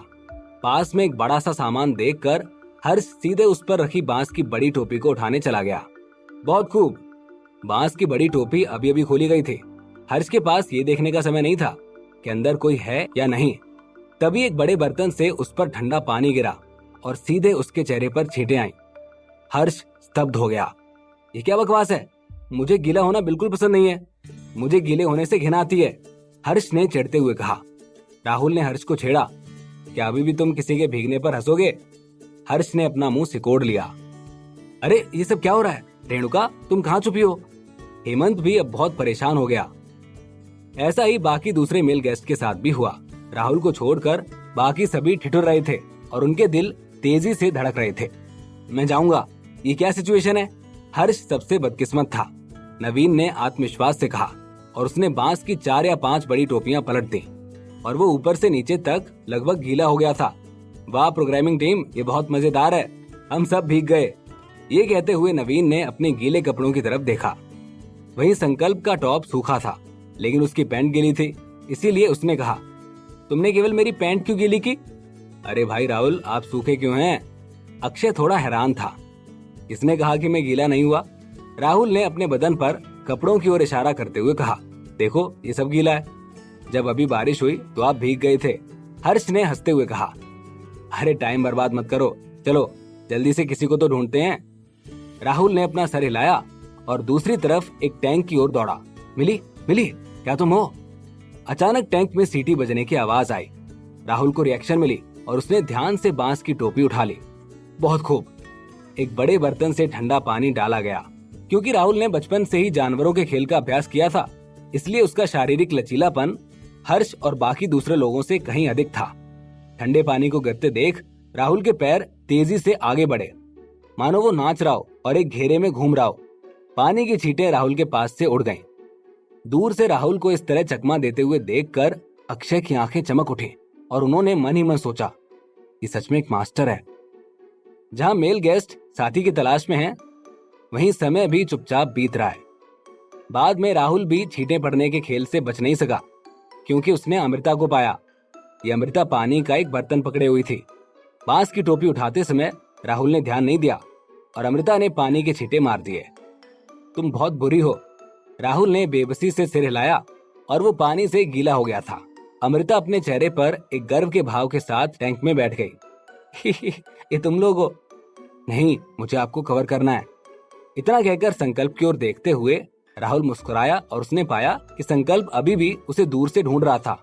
उसके बाद राहुल ने बांस की टोपी को फिर से टैंक पर रख दिया। यही चीज कई और लोगों के साथ भी हुई। खैर, ये खेल एक दूसरे को बेवकूफ बनाकर खुद जीतने का है। तो आगे इस खेल में क्या होगा? क्या इस बार भी राहुल जीत पाएगा या फिर इस बार बाजी कोई और मार लेगा? इस प्यारी सी कहानी में क्या होगा अगला ट्विस्ट? जानने के लिए सुनते रहिए सुपरस्टार पापा, सिर्फ पॉकेट एफएम पर।